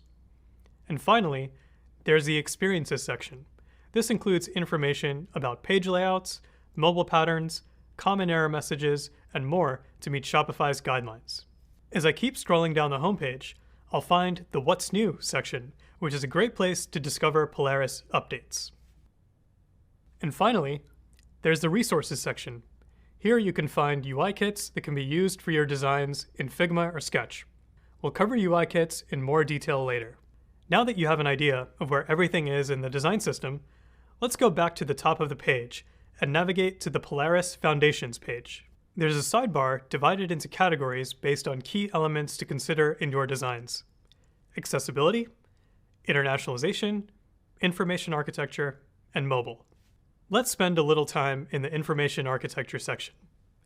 As you learned earlier in the course, information architecture is about structuring the content in the design for the best user interaction. The information architecture guidelines include a definition of IA, why Shopify values IA, their information architecture principles, and more. Let's scroll back up and check out the Content section next. This section provides best practices for voice and tone, grammar and mechanics, and naming.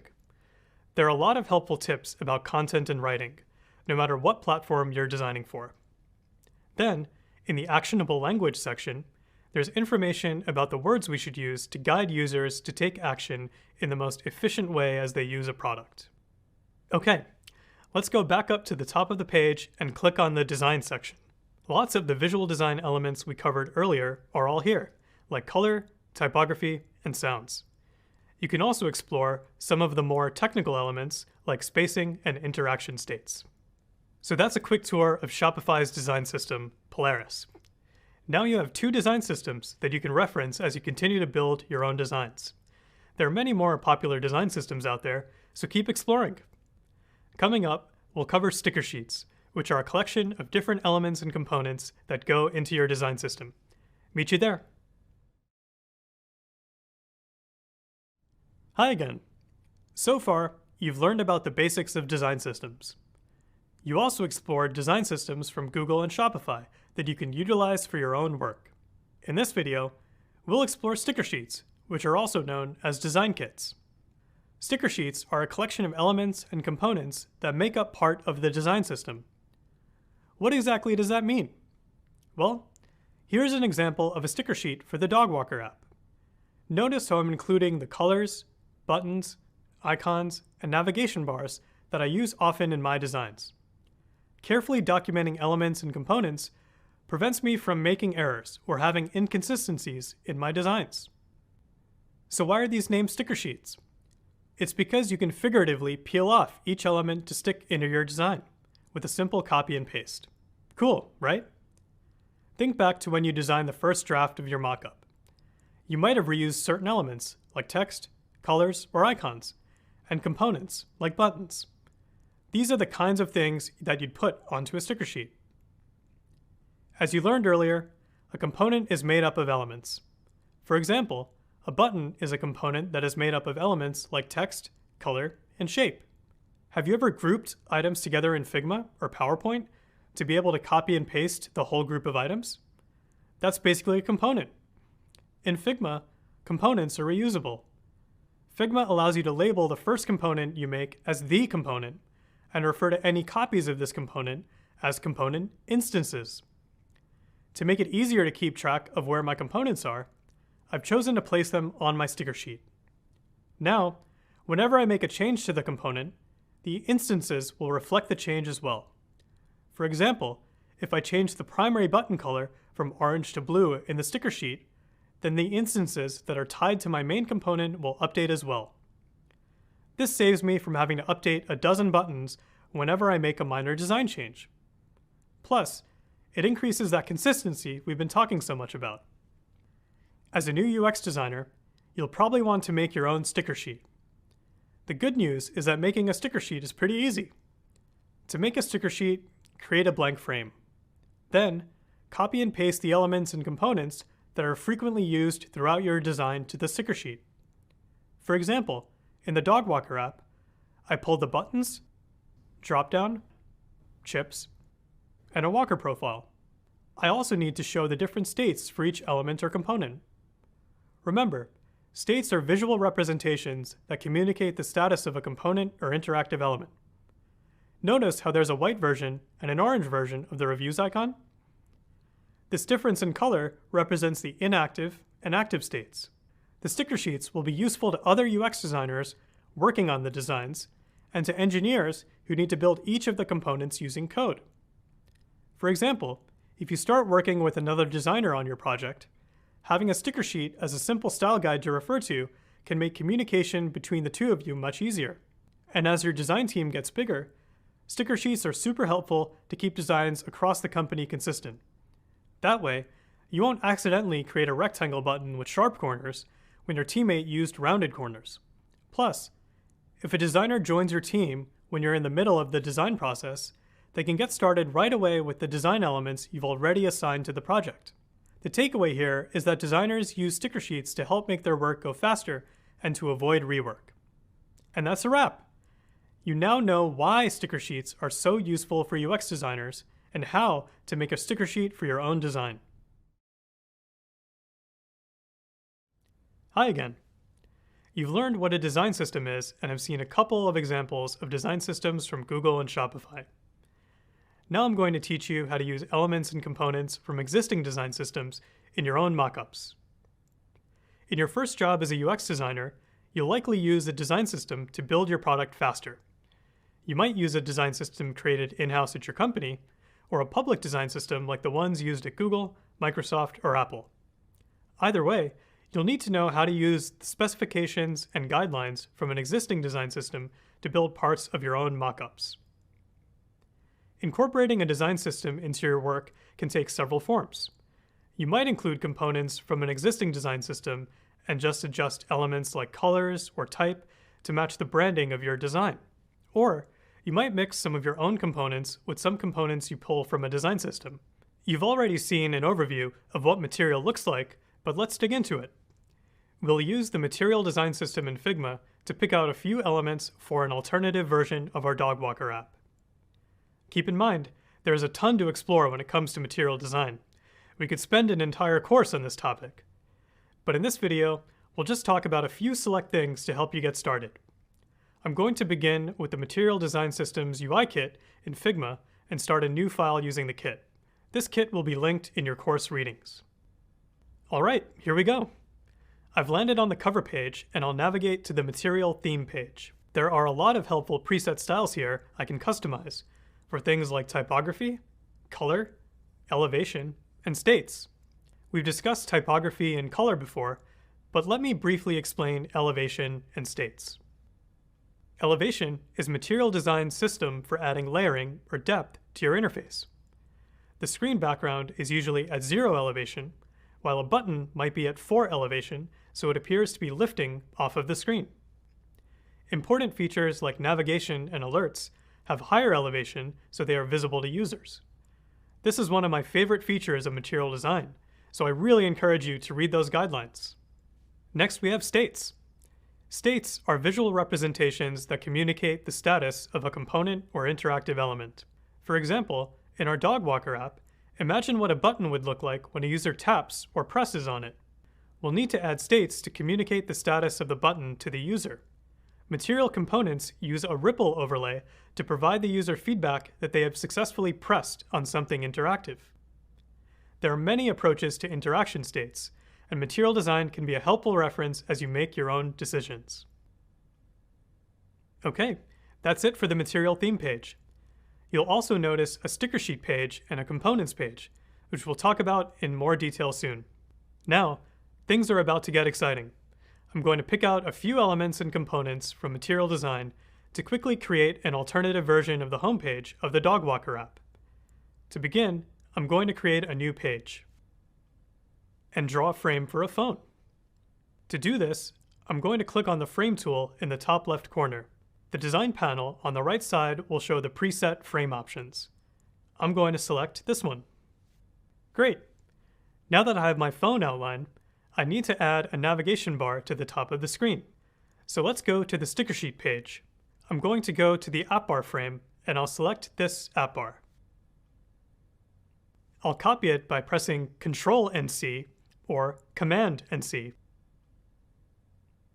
Then I'm going to go back to my Material Design for New App page in the left sidebar. I'll press Ctrl and V or Command and V to paste it into our new mobile frame. Great. Seems like it automatically pasted into the middle of my frame. So I'm going to use the Align Top button on the right side panel to move to the top of the screen. Next, let's add a bottom navigation bar.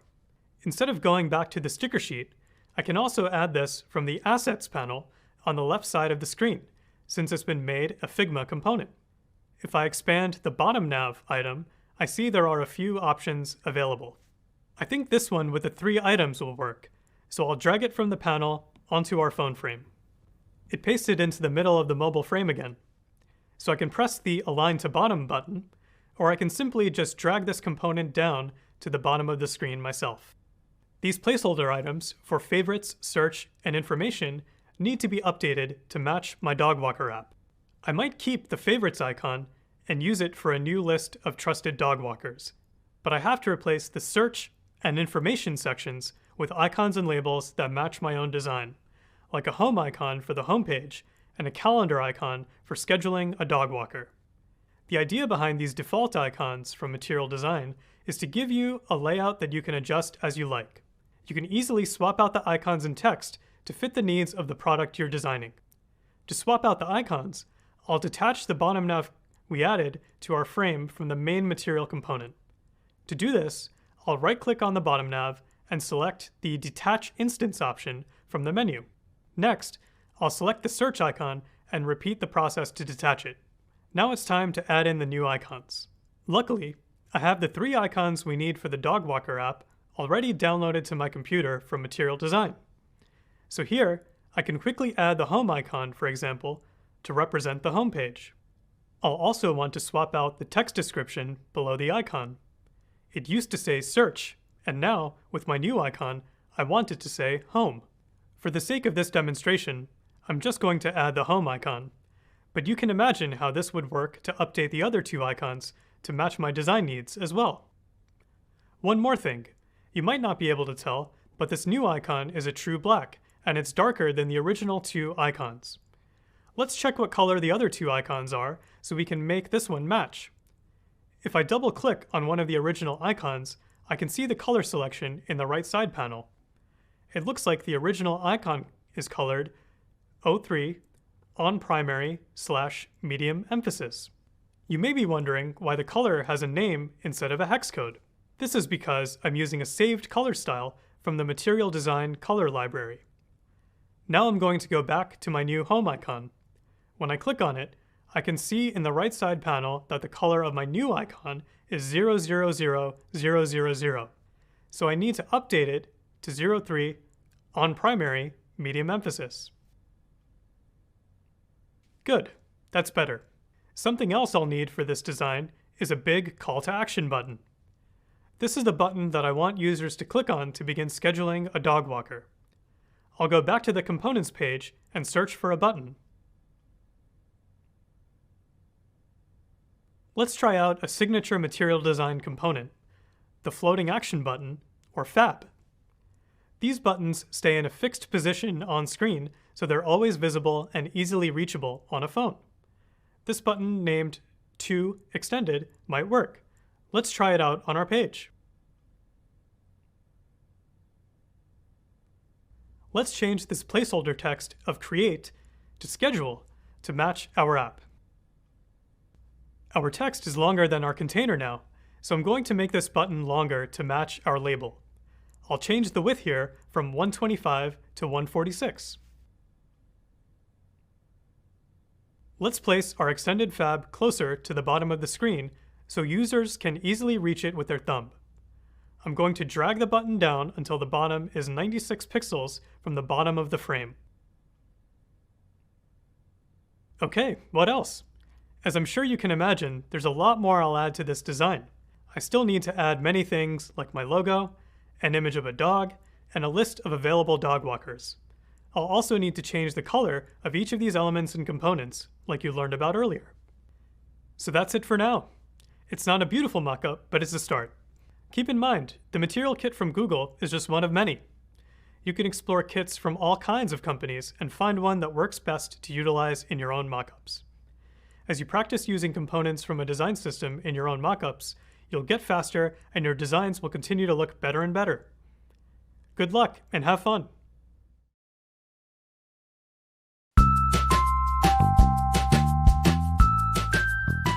Hi, I'm Shabby. I'm an interaction designer at Google.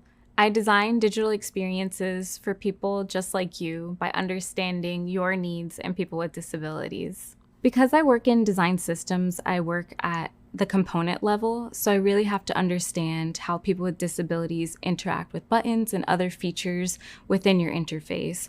And in order to do that, you really have to understand the assistive technologies that they're using and actually engage with people who have disabilities. Assistive technology really helps augment one's ability by creating an interaction between your interface and then the technology that they're using. So to ground this a bit, there's something called a screen reader, which typically helps someone who has limited vision. And what it will do is read aloud the content on the screen. And this could be also reading aloud the different types of interactive elements. When someone is using a screen reader, they might hear cancel button, and that'll help them understand the purpose or role of that interactive element.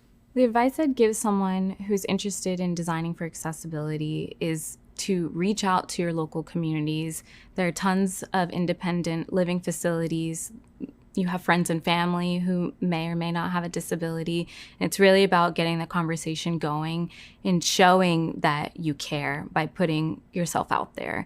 And that's exactly what I did when I was still learning and trying to create my own projects for people with disabilities. I think some of the frustrations that I experience when designing for accessibility, especially when this is a collaborative effort, is oftentimes accessibility is a patchwork solution. You might think of it at the end because your product needs to launch, and therefore you want to meet certain guidelines that are expected.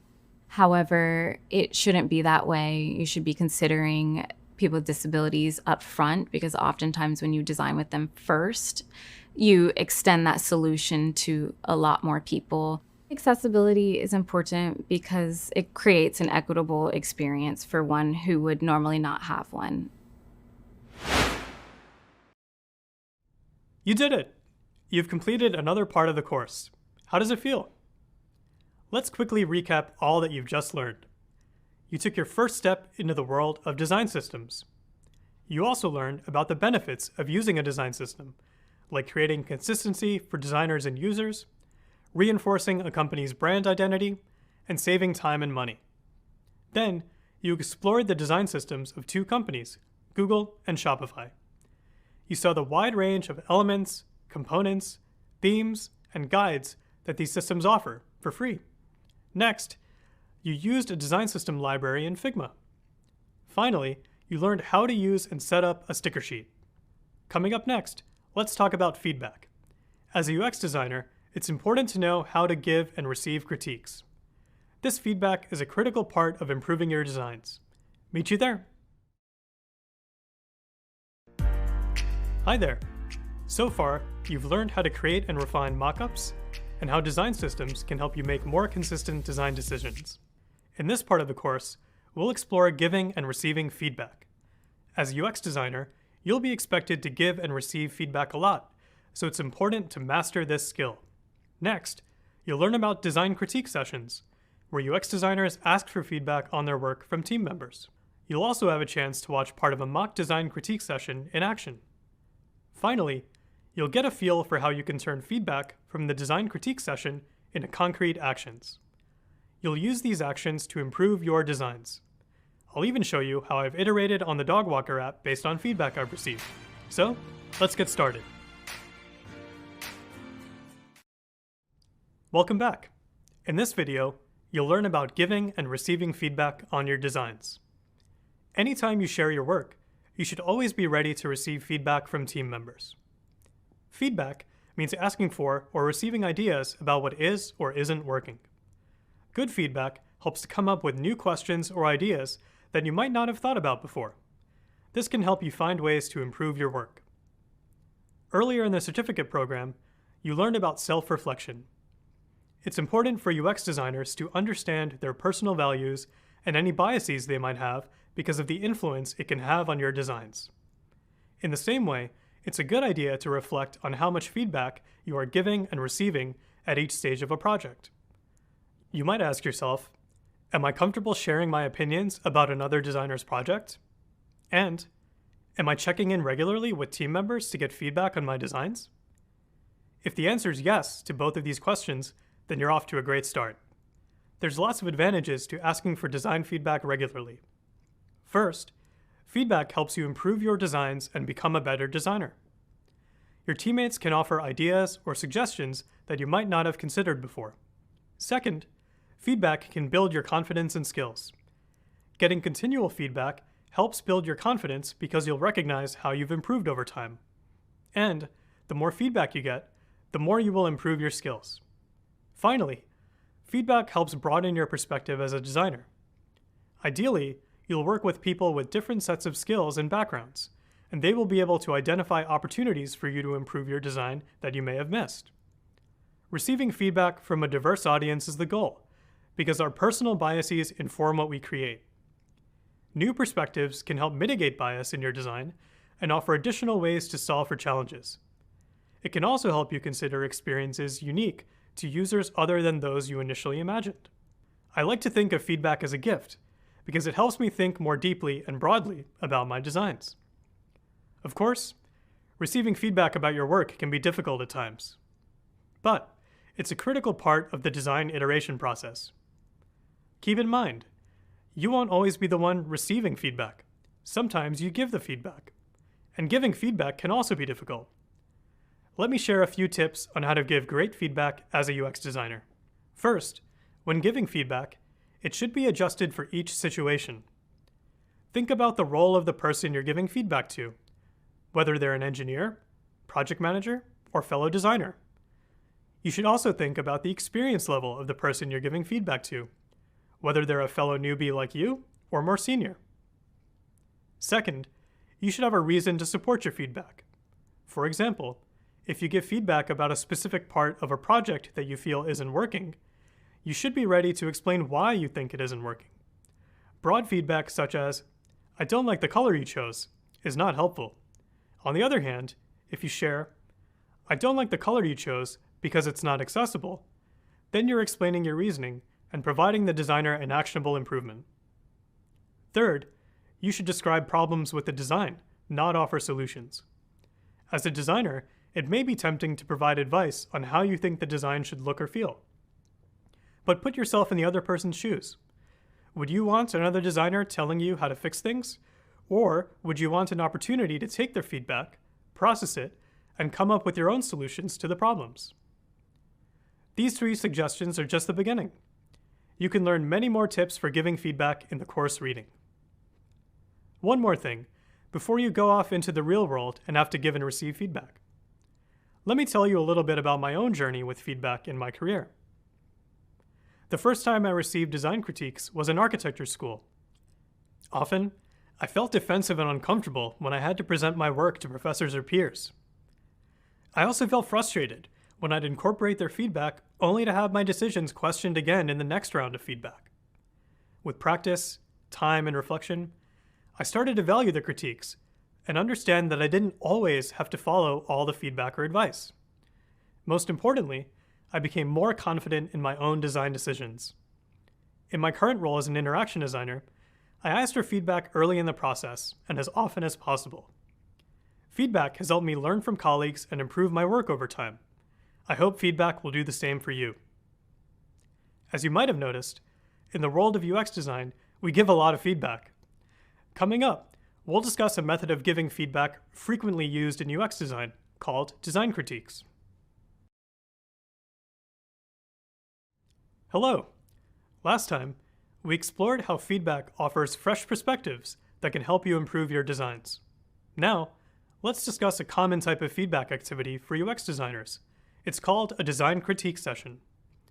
A design critique session is a planned period of time where UX designers present their work to team members and listen to feedback.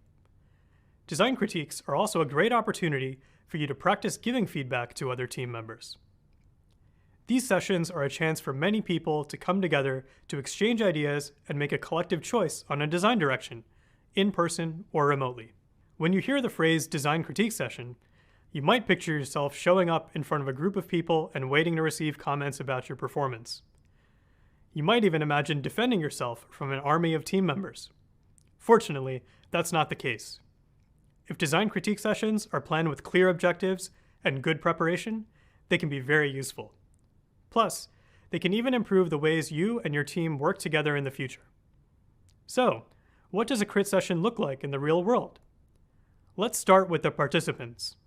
In a design critique, participants can play one of 3 main roles: facilitator, presenter, or reviewer. First, there's the facilitator. Their job is to run the crit session and guide the process. They might also monitor the time and make sure that the objectives are being followed. On top of that, they'll make sure that everyone's voice is included and that there's enough time for all ideas to be shared. Keep in mind, not every design critique needs to be run by a facilitator. The second role is the presenter. This is the designer who is sharing their work with others in the session. If you're the presenter, you need to prepare beforehand, be actively engaged, and be ready to ask questions for clarification after feedback is given. The final role is the reviewer or critic. The reviewer gives feedback about the design and offers clear actions to take. There is usually more than one reviewer in a design critique. At some point in your UX design career, you'll have an opportunity to be in each of these roles. That's why it's important to know how all 3 of the roles work together during a design critique. One more thing. There might sometimes be a 4th role, a note taker. This person can capture all of the ideas and feedback from the reviewers, so that the presenter can stay fully present and focused. So, how do these roles work together in a crit session? There's not one right way, and a design critique session can follow lots of different structures. To give you an idea, here is one structure that a design critique session might follow. First, the facilitator provides an overview of the design critique session and defines the objectives. The objectives tell the participants the goals of the design critique. Ideally, objectives are specific and time-bound. For example, the objective of a design critique session might be to get initial feedback on the mock-ups for the booking process in our dog walker app. Next, the presenter shares their design work. As they present their designs, reviewers begin to jot down their feedback in the form of questions, ideas, likes, or challenges. After that, the facilitator lets the reviewers take turns explaining their feedback.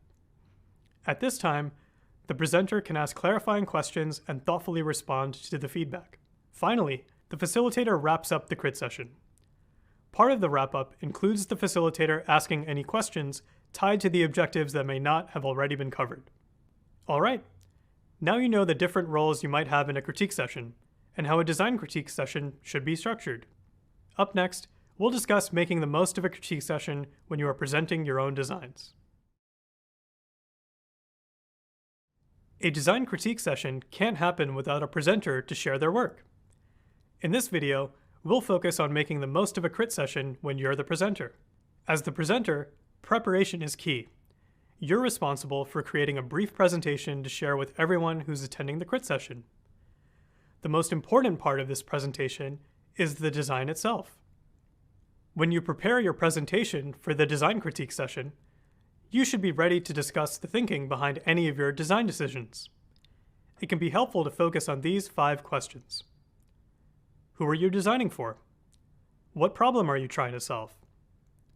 How are your designs solving or not solving these problems? Where in the design process are you? And what aspects of your designs are you seeking feedback on? Thinking critically about these questions will help you remember the most important aspects of your design to focus on when presenting.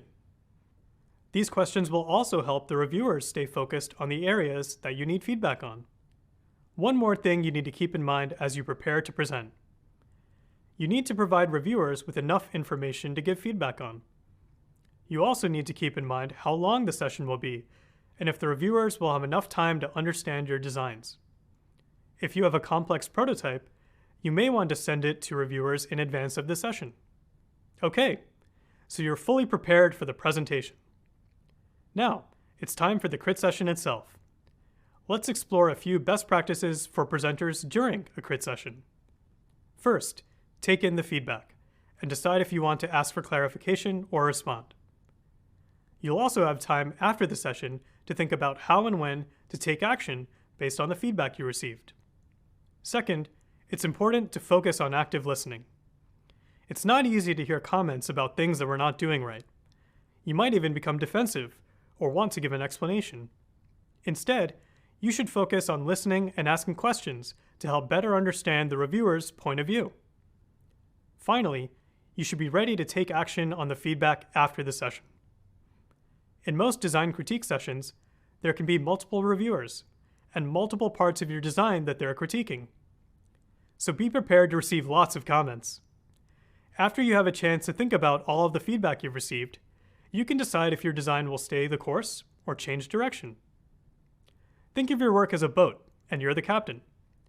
In a design critique session, the feedback helps you understand if the boat's moving in the right direction, or if you need to change direction in small or big ways. As a new designer, critique sessions helped me identify different perspectives to consider design problems from.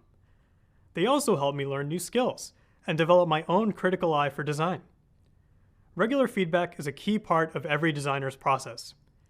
Feedback has helped me improve my work, as well as my personal skills. Okay, you now understand how a design critique session works and the role the presenter plays. Let's keep learning about critique sessions.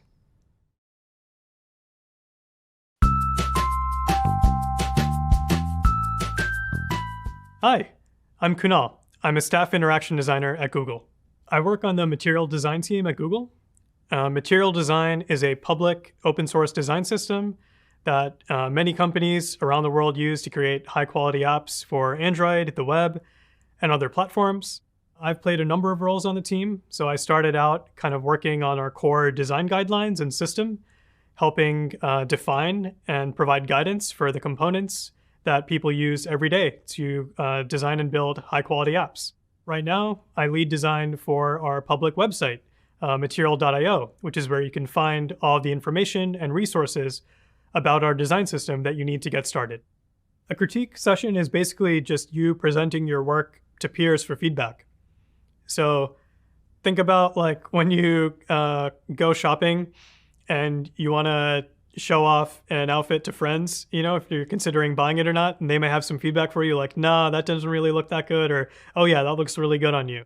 It's just that same kind of idea, but with your design work instead. You're just presenting it, explaining what you like about it, what you don't like about it, what you might have questions on, and then getting feedback from your peers about what they think, what is or isn't working. Critiques are important because they give you a chance to really improve upon the work. It's easy to get lost in the specific assignment you've been given and maybe lose focus on what goals you're trying to reach and maybe how your work fits into a broader journey, whether you're working on a feature that's part of a larger product or you're not considering what the rest of a user's day or task might look like.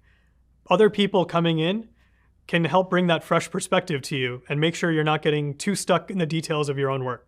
In a critique session, there's not really a distinction between being entry level or senior. At some point, everyone is going to have work that they want to put in front of their peers for feedback. So you're going to be expected to play the same roles as a presenter or as a reviewer, and just be thoughtful about how you're presenting and how you're giving feedback. As a presenter, one of the hardest things to do in a critique is keep people focused on the specific things you want feedback on. Oftentimes, people will want to start reviewing other parts of the designs, other parts of the product. It's easy for discussions to kind of go off the rails. So as much as possible, I try to keep the discussion focused on the task at hand. When I'm a reviewer, before I give someone feedback, I always want to make sure I have a way to connect it to some broader point. I want to provide the right framing for my feedback. So I always want to make sure that I'm not leaving someone with just my subjective opinion, but even if I have a subjective opinion, I'm attaching it to something that they can find useful to anchor to. When you're talking about what makes the work better, part of what you're doing is also talking about what can make you better as a designer. You can learn from the types of feedback you're receiving about things to maybe improve upon in the future, things you can start looking for on your own. So all those details that came up in a critique session, I internalized and thought about how to apply to my own process. Crits have been a big part of how I've grown as a designer. Welcome back. We're moments away from checking out an example of a crit session in action. A standard design critique session is at least 30 minutes, and the designer usually spends 5 to 10 of those minutes presenting. But keep in mind, the session length will depend on the amount of feedback requested and the number of reviewers involved. We don't have time to share a full crit session with you, so the upcoming video is just a snapshot of what usually happens. In the mock crit session, I'll play the role of the presenter, sharing some of the mock-ups for the Dog Walker app with 2 colleagues, who are the reviewers. There will also be a facilitator guiding the flow of the interaction. While you've been working on your mock-ups throughout this course, so have I. The mock-ups I'll present in the design critique session are my current iteration of the Dog Walker app. As the presenter, I'll ask for feedback on 2 parts of this design: the scheduling flow and the call to action buttons. Remember, call to action buttons are elements in a design that tell the user to take action. In the Dog Walker app, the call to action buttons are labeled things like book appointment and next. You'll have a chance to watch how the flow of ideas and communication happens as I present my work and receive feedback. As you watch, take note of how I, as the presenter, respond to the feedback I'm receiving. Ask yourself, is the presenter actively listening? Is the presenter taking notes? What types of follow-up questions is the presenter asking? You should also focus on the way that reviewers share their feedback and opinions. Ask yourself, do the reviewers share the reasoning behind their feedback? Do the reviewers focus on problems with the design instead of offering solutions? Do the reviewers connect their feedback to the objectives of the design critique session? With these questions in mind, let's join the crit session. Meet you there. Hi, everyone. Thanks for joining the design critique today. I'm Michael, and today Kunal is presenting his designs for the Dog Walker app, and he has some questions about the core flow. For the reviewers, please feel free to take notes while Kunal is presenting, and please save your questions until the end of the presentation. Go ahead, Kunal. Thanks, Michael. I'd like to present the current state to you all and get your feedback, especially about the call to action buttons and scheduling flow. So let's start going through the scheduling flow. Here on the home screen, the main call to action is to book an appointment. I thought about placing it inside the hero, but I like the idea of having the button divide that space from the nearby dog walkers. Tapping the button opens up the scheduling flow. And to make it clear to users that there's a sequence of steps to go through, I've added a stepper or progress tracker with 3 icons across the top of the screen. Also, I wanted large, rounded call to action buttons on every page of the app. I tried to keep that style consistent for all of the buttons. Okay, back to the scheduling flow. The first step is to set up the appointment details. There's a number of things to input here, like the date, time, and duration, as well as selecting which dogs are being walked. For the UI design, I chose a carousel menu that the user can scroll through to decide the date, time, and length of the walk for their dog. I've also added an option to make this a recurring appointment, but I'm still working through designing the screens for that step. You can probably tell that I chose the same rounded buttons with the same orange color to book appointments, advance to the next screen while booking, and finally to book the appointment. I also made the choice to have the date, dog walker, and confirm icons in the same color too. As each one of these steps is completed, that icon turns to orange in a circle. These are the steps of the user journey within the app so far. Thank you.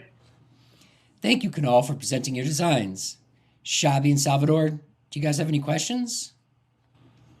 Thank you, Kunal. My first thought is that I like the flow of the pages, and I noticed that there's an option for choosing recurring sessions. But in the second panel, are we using language that appeals to the most users? How about something like which dog is being walked instead of who is going for a walk? I agree. And what if the user has more than one dog, but those dogs have separate walking schedules? I know that my dog Ranger is not very social, so I would like to have him go for a walk alone instead of with other dogs. Is this a feature that we can build into the app? It seems like at this point, the app only serves one type of user. Thank you. Those are great questions and suggestions. I'll explore some different copy options and check with the team about requesting walks for solo dogs. But like you said, I'm not sure the app supports that feature right now. Oh, and one more thing. I noticed the scheduling step lists multiple dogs, and some of the language seems to imply this too. For example, the homepage uses the phrase, "we can take them for a walk." So I'm wondering how a single dog view could be incorporated into the app design. I'm also wondering if we will actually need the list of dog names to select from for users who only have a single dog. That's a great question, Salvador. I'll go back to the mockup later and find out if I can make any changes to the interface to support users with one dog. That seems like a pretty common situation for a lot of our potential users. Great. Thank you, Kunal, for presenting those points. We've heard a lot about the scheduling flow, so let's move on to the call to action buttons. Or maybe, do you have some questions for the reviewers, Kunal? Thanks. No, I don't have any questions for now. So as I explained earlier, we decided to go with the color orange for the call to action buttons. I'd like to get your impression about the overall button styles.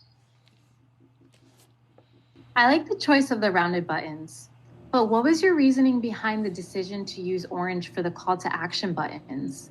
And does this shade of orange affect the accessibility for the user? There's also a whole lot of orange on some of the pages. So I'm also wondering, since orange is a color for the main call to action buttons, Should we simplify the date, dog walker, and confirmation icons across the top of the pages? Maybe you could change the color of those to gray or something more neutral instead of orange.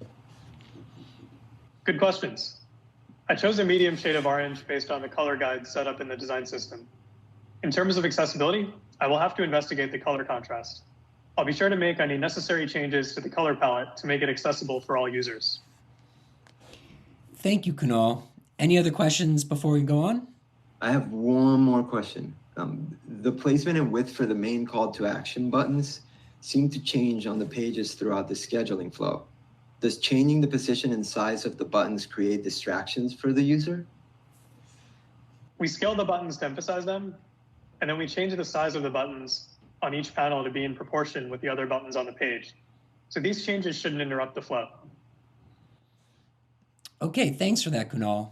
Would either of you like to add anything else before we continue? I like the choice of white for the text and a call to action buttons, but maybe you should consider.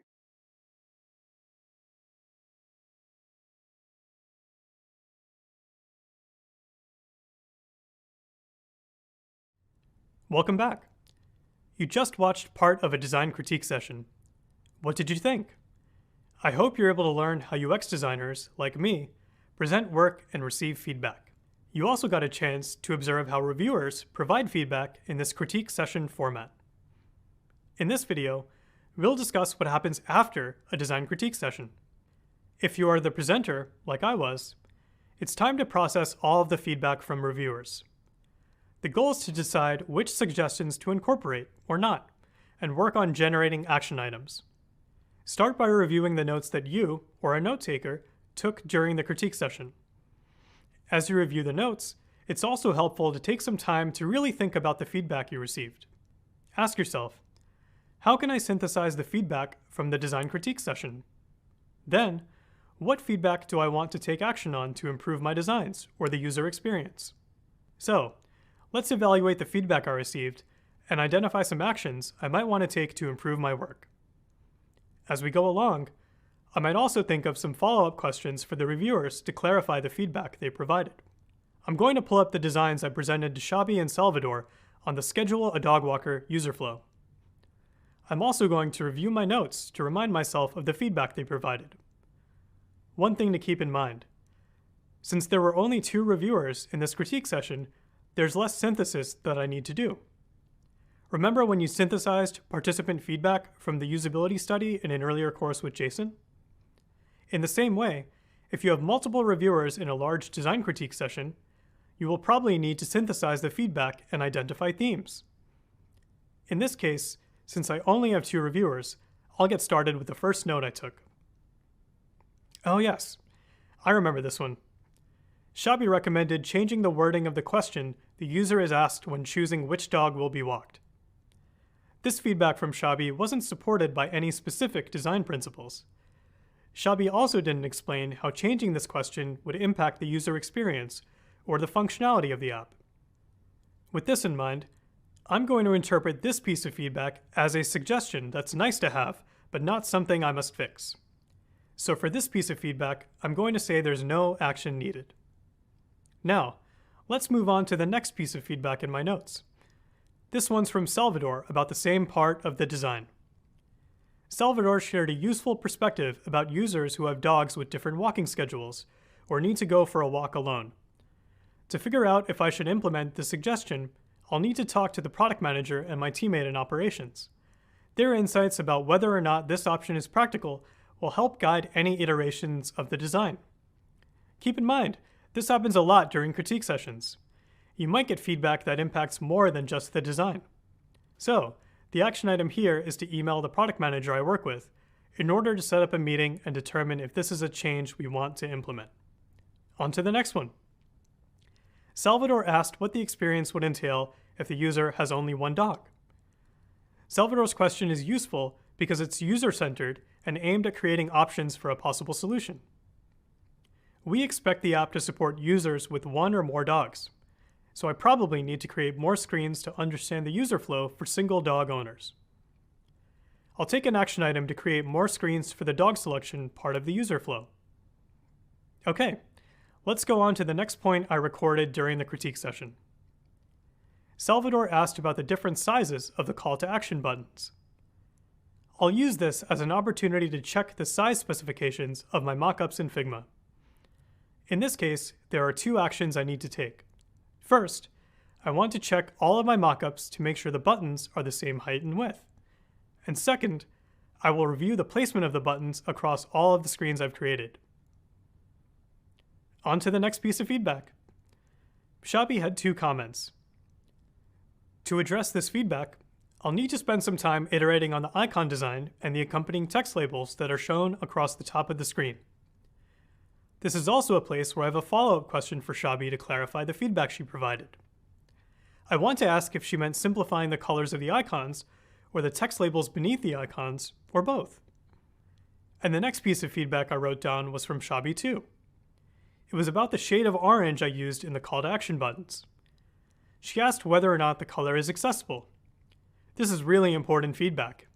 I need to make sure that my designs work for all users with various abilities.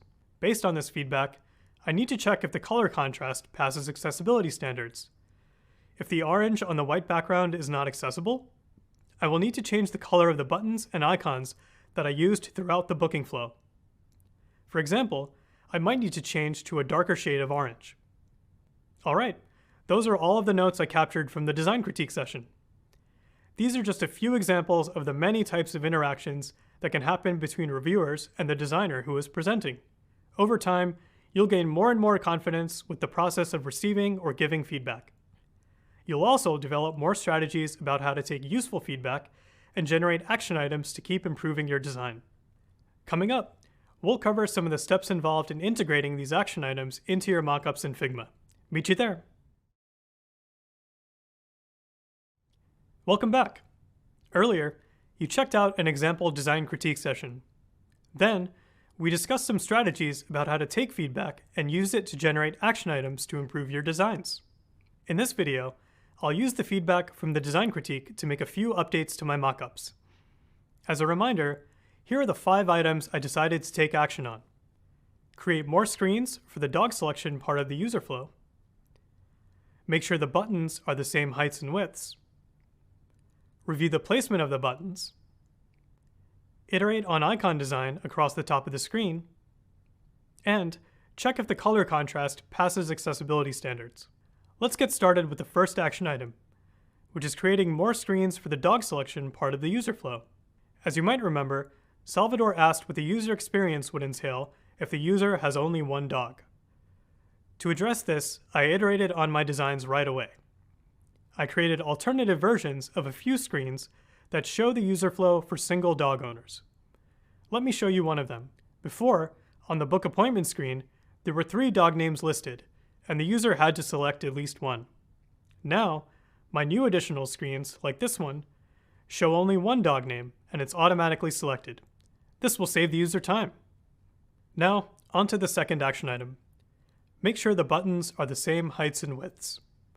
I did a detailed check of every button of the Schedule a Dog Walker user flow in Figma. Almost all of the buttons were the same heights and widths, except for one, so I made a quick adjustment.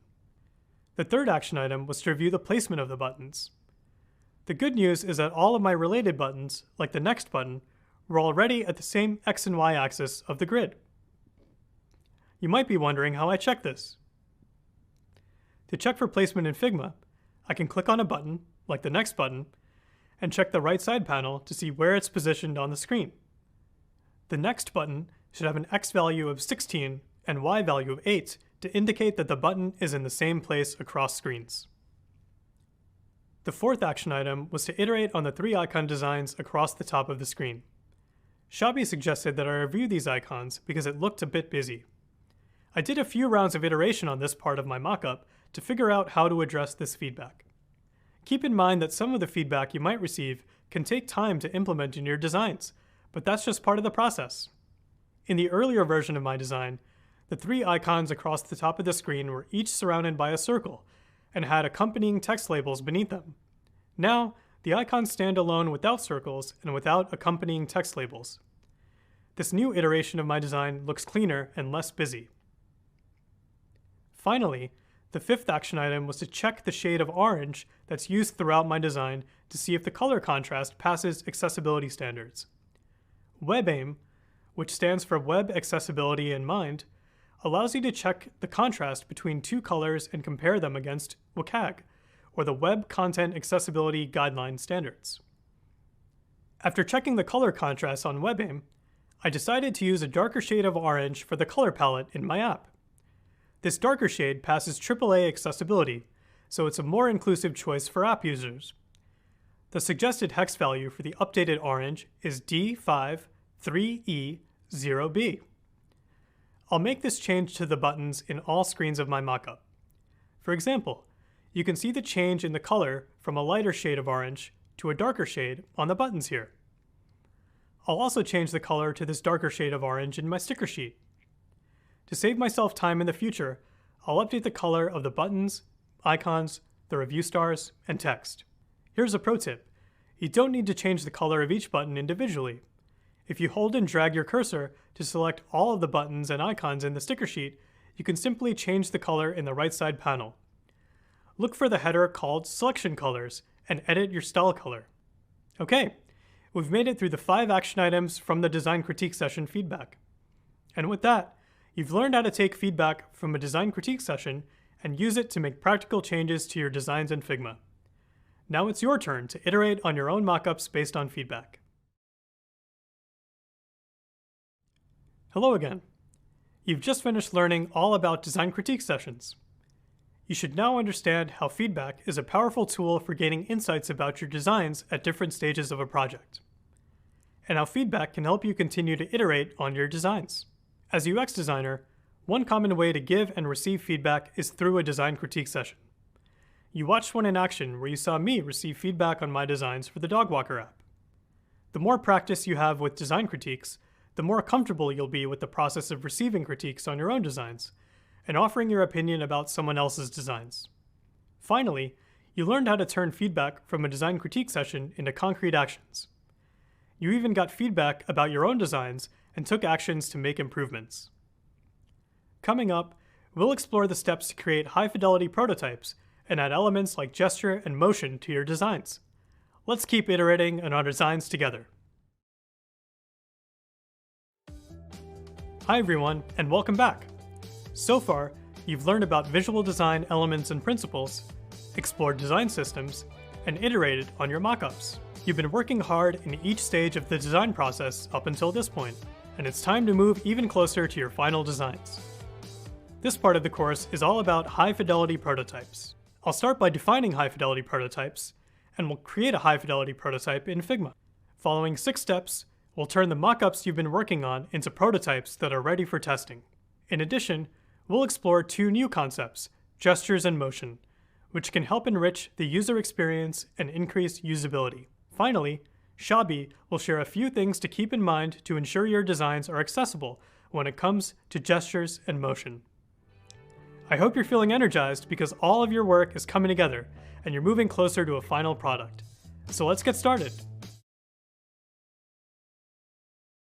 Hello.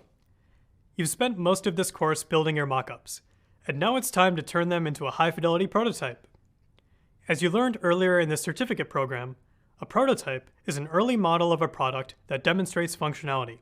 So what's the difference between low-fidelity and high-fidelity prototypes? Low-fidelity prototypes are interactive versions of designs that use content placeholders. On the other hand, high-fidelity prototypes are detailed, interactive versions of designs that closely match the look and feel of the final product. Essentially, a high-fidelity prototype takes the design work you've already done in the mockups and makes it interactive. Remember that mockups focus on visual design, but prototypes focus on functionality. A high-fidelity prototype must have these 3 pieces: visual elements, like color, images, icons, and typography; navigation, to help users move between screens; and interaction, like gestures and motion, which make the prototype function. First, you'll need to finalize all of the visual elements within the prototype. Basically, this means confirming any written content, illustrations, graphics, and external links that will be part of the final product. In an ideal world, you'll coordinate with other members of your team to make sure you have realistic pieces of content to include in your high-fidelity prototype. But in the real world, you might need to design with placeholders if something isn't ready. Think about this screen of the Dog Walker app. On the left, the low-fidelity prototype used lines as placeholders for names. You might also use placeholder text like first name, last name, or Dog Walker A in a low-fidelity prototype. On the right, the high-fidelity prototype includes actual names and descriptions instead of placeholders. The goal is to have realistic names and profile photos to simulate the real app experience. The second part of high-fidelity prototypes that you'll need to finalize is the navigation for the user flow you want to test. Your low-fidelity prototypes should have already taken into account the critical user journey, also known as the main user flow. Navigation is important because it helps users explore and enjoy your product. Without a good navigation system in place, users will struggle or even stop using your product. So, check that you have the right buttons or icons on each screen, like back arrows and X's, to allow navigation to happen. When checking the navigation in a high-fidelity prototype, ask yourself these questions. How does a user get from one screen to the next? How easy is it to locate navigation-related icons like back arrows? And at what point does a user journey end? Finally, a high-fidelity prototype needs interactivity. Remember how you connected each screen of the low-fidelity prototype? Now, you need to add interaction between each screen again, using your new high-fidelity designs. As a reminder, interactivity makes the prototype function. Let's revisit how to make something interactive in Figma, also known as making a connection. To create a connection, first select the item you want to be the hotspot. This is where the user's interaction will take place. You can create a hotspot on anything, like a button, icon, or heading. Second, make the connection. This is the arrow, or noodle, that connects the hotspot to the destination. You can make a connection by clicking the little blue plus sign inside the circle. Finally, indicate the destination. This is where a connection ends. Remember, the destination has to be a frame or screen. It cannot be an item within the frame. Once you have these connections, you can add the interaction and animation. Interaction and animation includes things like gestures and motion. We'll focus on gestures and motion in this part of the course, so stay tuned for more. Okay, you're starting to understand everything that goes into a high-fidelity prototype, so it's time to learn how to create one yourself. Coming up, we'll start working on a high-fidelity prototype in Figma. Let's get going. Welcome back. There are 6 steps to create a high-fidelity prototype in Figma. Those 6 steps are: lay out the mockups, connect the screens, add interaction details, adjust the animation, complete for all screens, and share your work. In this video, we'll focus on the first 2. We'll cover the other 4 later. Before we get started, I'm going to open up Figma so you can follow along with each step. Here's a quick pro tip. You can create your high-fidelity prototype inside of the same file as all of your existing designs, like your wireframes and mockups. I'll simply create a new page.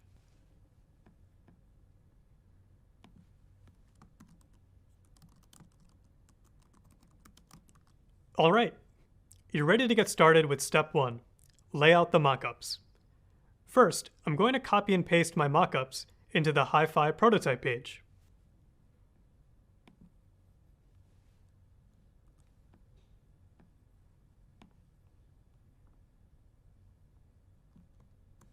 As you might have noticed, we've been designing the screens of the Dog Walker app in the order that the user would move through the app. We started with the home screen, then designed the choose a date and time screens. Next, we created the select Dog Walker screens. And finally, we added the booking confirmation screen.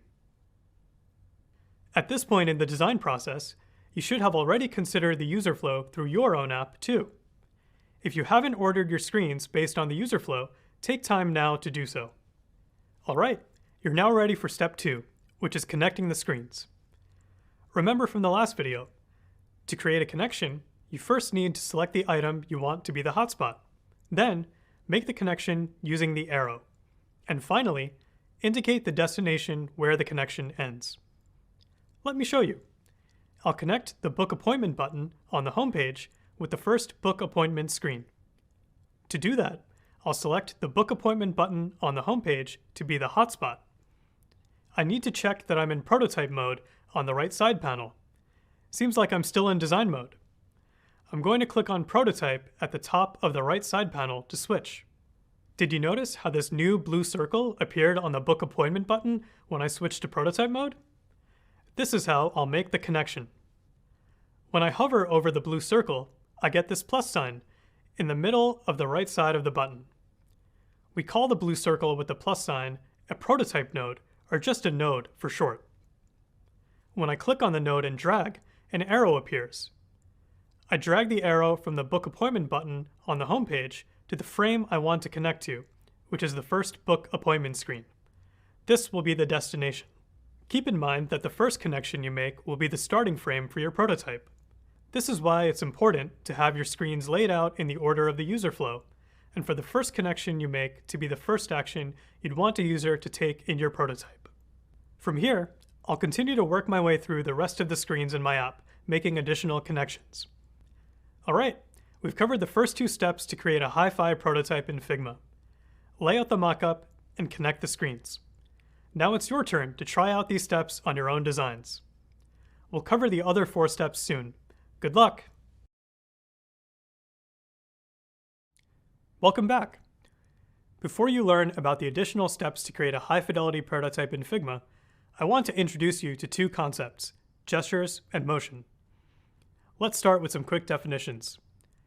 A gesture is any method of interaction a user has with information on their device using touch. The most common gestures are tapping, scrolling, swiping, and zooming. Motion is a way to animate static design elements to focus the user's attention and tell stories. Another way to think about this is motion helps a user understand subtle changes that take place on screen by adding an animation. For example, when you make an online purchase on a mobile device, you usually tap on a button to add the item to your cart.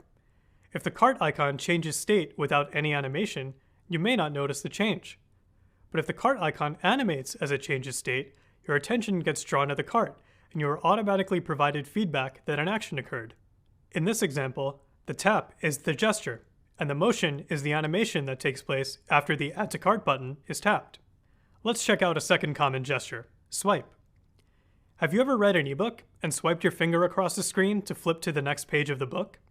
In this case, swipe is the gesture. The motion is the animation that takes place after you swipe. The key takeaway is that gestures and motion help enrich the user experience and increase usability.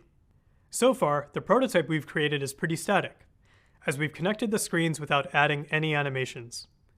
Coming up next, I'll show you how to enrich the user experience using motion and gestures. Let's get to it.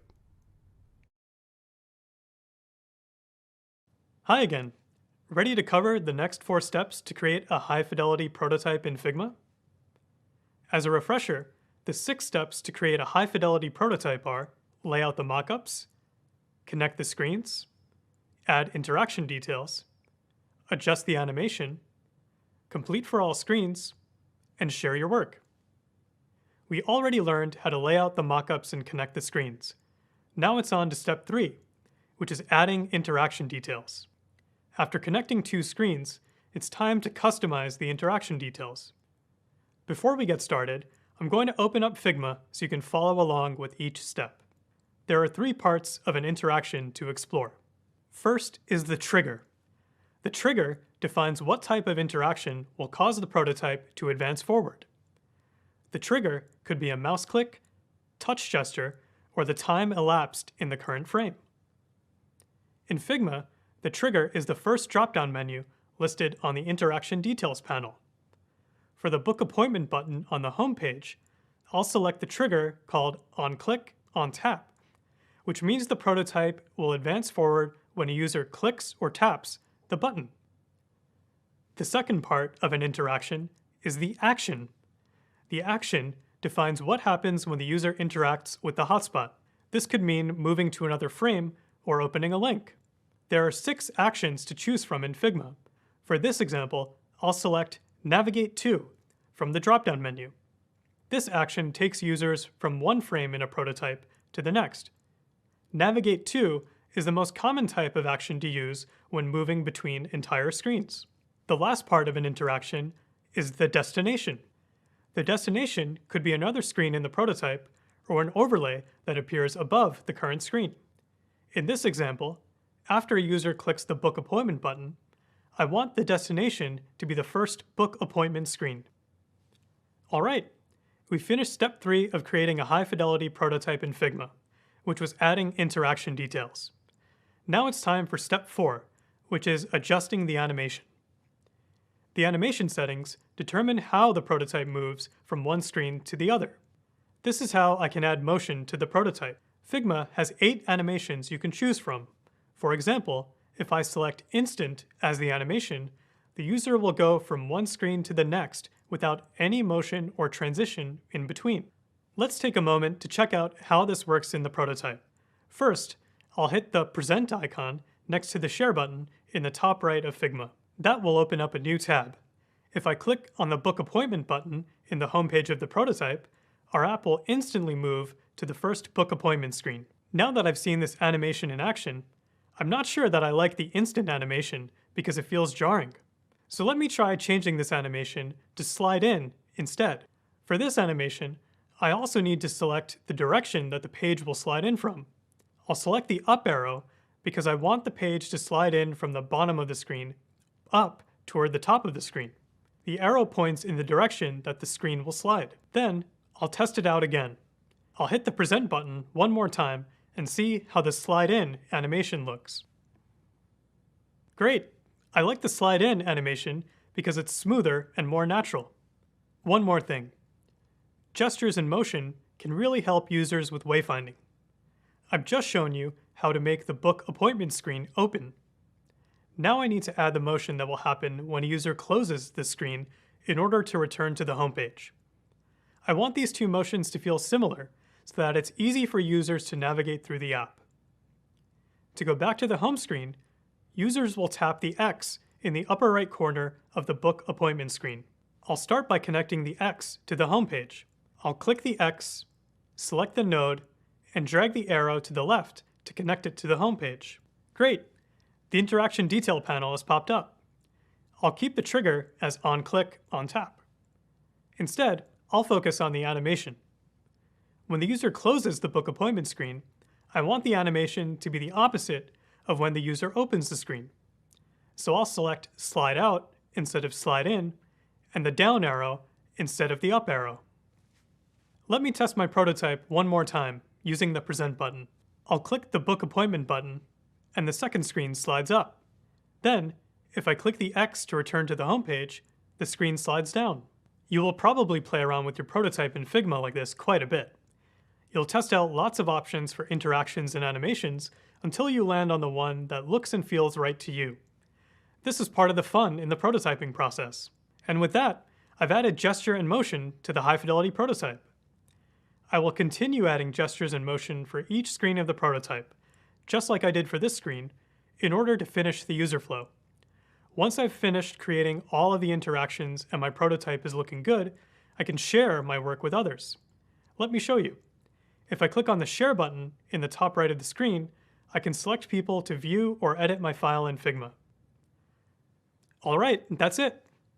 You now know the basics of how to create a high-fidelity prototype in Figma. It's your turn to transform your mockups into a high-fidelity prototype for your own project. Hello again, it's me, Shabby. I'm back to share some more tips about making your designs accessible. Adding motion to designs brings up new considerations to make sure your products are accessible to all users. In this video, we'll explore a few things to keep in mind to ensure your designs are accessible when it comes to gestures and motion. First, you should always provide alternative options to using gestures. Gestures are a specific action that many groups of people might not be able to use.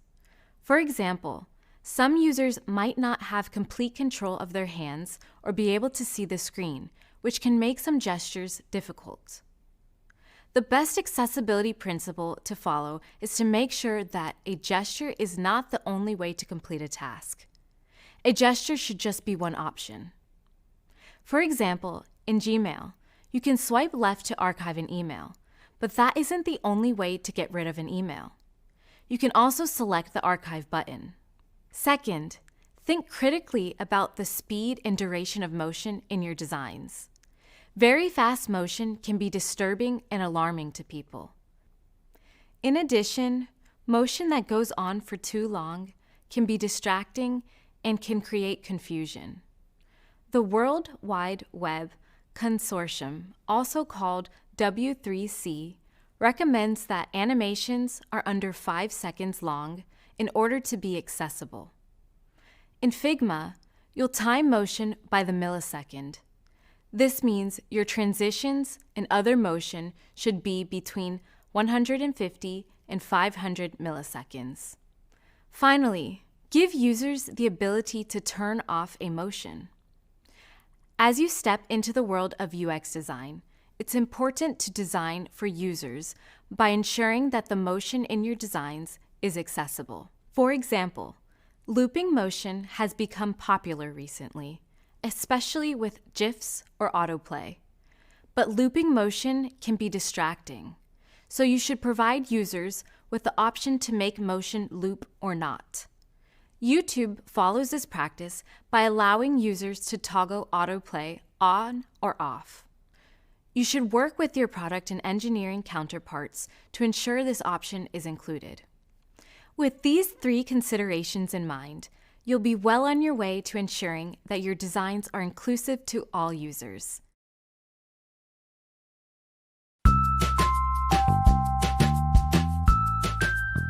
My name is Jen, and I'm the head of Google Accessibility User Experience. Myself and my team, we help other teams across Google create more accessible and usable products. We also work to create products that are based directly on the needs of people with disabilities. In accessibility, we talk a lot about assistive technologies. At the foundational level, these are tools to help people with disabilities interact with and use devices so they can participate equally. So thinking about using your phone, anytime you pinch to zoom or magnify a screen, anytime you might rely on closed captions to view a video, these are just a few examples of assistive technologies that we all use and probably take for granted as well. To design with accessibility in mind basically means that throughout the entire product development process, we're continually trying to understand and address the needs of people with disabilities. And if you take just kind of the standard product development process, there's many opportunities to do this. Let's take the beginning part where even before you're doing design work. Most likely you're out there trying to understand users' needs. You might be doing this through interviews, some foundational research, maybe market analysis. Anything you're doing to better understand user needs, this is an opportunity to make sure you're including people with disabilities in that research. And that will obviously set a clear and great foundation of new insights and needs for the team to work from. As you're going throughout the product development process and you've now done the work to understand the user's needs, you're into the design phase, right? And here again is where you have an opportunity to apply just the basic accessibility and inclusive design guidelines, which can go very, very far. So examples would include ensuring that there's good contrast for your text and imagery. If you do use any imagery of people, making sure that it's diverse and representative. And for things like the text on the screen or the content on the screen, ensuring that it's of a basic reading level so everybody can comprehend it. After that, when you're iterating on your designs, ideally, we're all trying to get user feedback as we go. And this could be done through user studies, just informal sessions to get feedback. Here's a great opportunity to ensure that whoever you're getting feedback from, you will do include people with disabilities. Even after launch, you can still continue to get amazing feedback. There's 2 things that I found over the years that are really satisfying about my job. The first is obviously seeing the end result and seeing what a positive impact an accessible product can make on people's lives. It allows people to participate in society. It allows people to hold a job. It can allow people to get an education. Like, it truly can make a humongous and significant impact in a person's life. Lately, we've been trying to focus even more on doing co-design and really bringing people with disabilities and different perspectives into the full-on product development process where we can. And that opportunity to learn directly from users and get their ideas and work with them has been another significant impact in my own life and how I perceive things. Every single thing, every single design guideline that's related to accessibility truly improves the overall end result. And so in my mind, what I've just come to realize is that focusing on accessibility and practicing a more inclusive design practice is just plain good design. For me and people I talk to, I really try to push that notion that it's not anything additional, and it's not a tax or a burden. Like, this is making the end result better. This is making you better as a designer.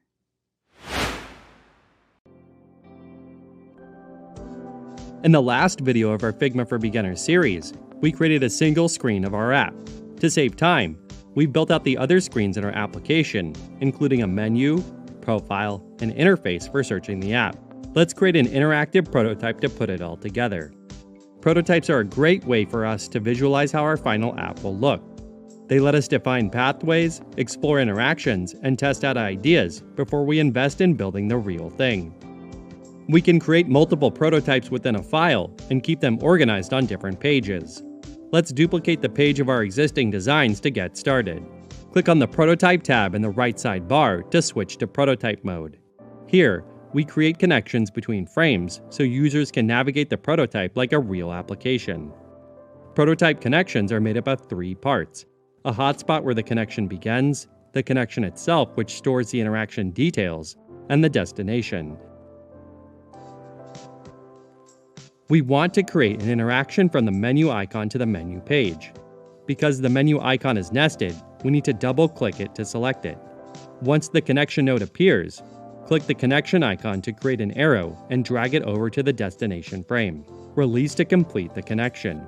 Let's create an interaction from the menu back to the home page. Select the home text layer, click Add Connection icon, and then drag the arrow back to the home page. Currently, our connection uses the default instant interaction settings. We'll cover the specifics of these interactions a little later on. Let's see how our prototype looks so far. Click the Present icon to open it in Presentation View. At the bottom of the page, we can see we only have 2 frames in our prototype instead of all 4. Once you add at least 1 prototype connection, Figma will only include frames with connections in Presentation View. If we click on the menu icon, Figma switches to the menu frame. If we click the Home option in the menu, it switches back to the home page. Great! Now that we have the basic mechanics working, we can customize the interaction. Back in the editor, we can view other aspects of the connection in the Interaction Details menu. Here, we can select a trigger for the transition, like a tap, click, or hover, as well as the action and destination. We want users to be able to access the menu from a few places in the app, so this interaction needs to feel accessible. With the default instant animation, we lose the context of where we were in the app and how we got there. Animations guide users through flows and communicate relationships between different parts of our application. There's a few ways we could tackle this problem in Figma. We could create an overlay that makes the menu appear above our other screens, or we could use Smart Animate to reveal the menu when you drag the current screen to the right. Both approaches make our menu feel easily accessible and establishes a hierarchy that positions the menu on a different level than our other screens. This also allows us to explore some of Figma's super cool prototyping features. But they take us well off the beginner's path. To explore more, search Overlays or Smart Animate in the Figma Help Center for more information. Move In animates the menu so that it appears over the top of our existing screen. We're being shown some more information, but we don't feel like we've moved to a new location. This feels like a good fit. There are some other animation types you can explore, so give them a try. The menu icon is on the left side of our screen, so our menu should move in from the left. Click the right arrow from the Interaction Details panel to set the direction.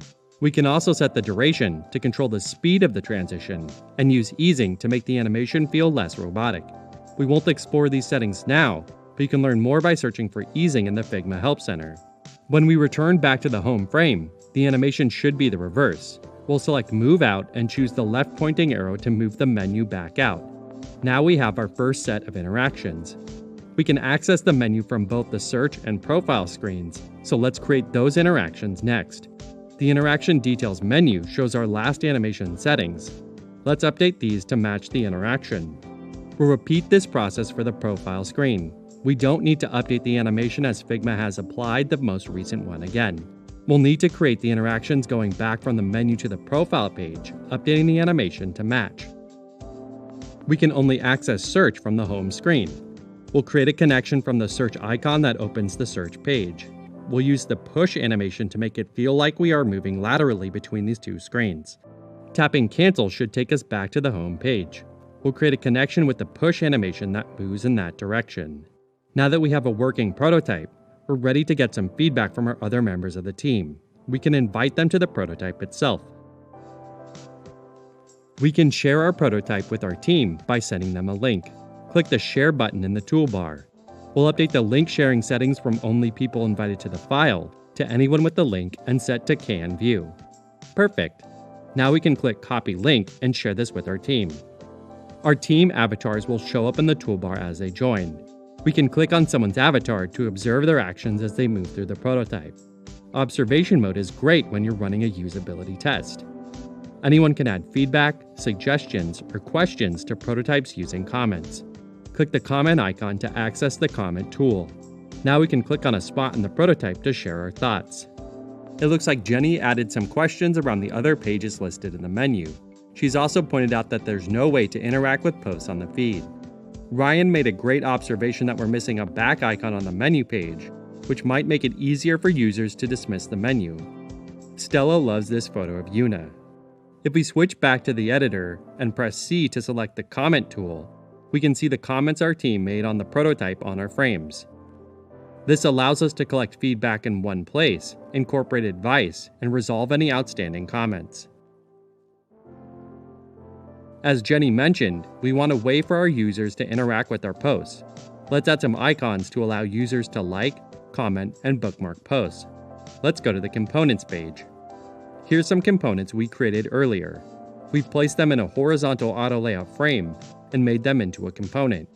We can then place an instance of this component inside of our post component. When we switch back to our prototype, we can see the changes we made to the main component reflected in our instances. And because we built our feed using auto layout, our posts have adjusted accordingly. We'll finish up by incorporating Ryan's feedback. We'll drag a back icon from the Assets panel into our menu frame. We'll then switch to the Prototype tab and add an interaction to this icon. We'll also update the action to back. Users can access the menu from any page. The back action allows us to automatically return users to the previous page without having to create separate connections. We did it! We built an interactive prototype of our designs, explored animations, and incorporated feedback from our design team. In our next video, we'll prepare our file for sharing assets with our writers and developers. We'll explore creating thumbnails, navigating the file as a viewer, copying code from the Inspect panel, and exporting assets for production. All right, you made it. Let's quickly recap what you learned in this part of the course, which was all about creating high-fidelity prototypes in Figma. First, you learned that high-fidelity prototypes should have visual elements, navigation, and interaction. You also learned how to make something interactive in Figma, which is known as making a connection. In Figma, I demoed the 6 steps to create a high-fidelity prototype. Lay out the mockups, connect the screens, add interaction details, adjust the animation, complete for all screens, and share your work. You also explored 2 new concepts, gestures and motion. As a reminder, a gesture is any method of interaction a user has with information on their device using touch.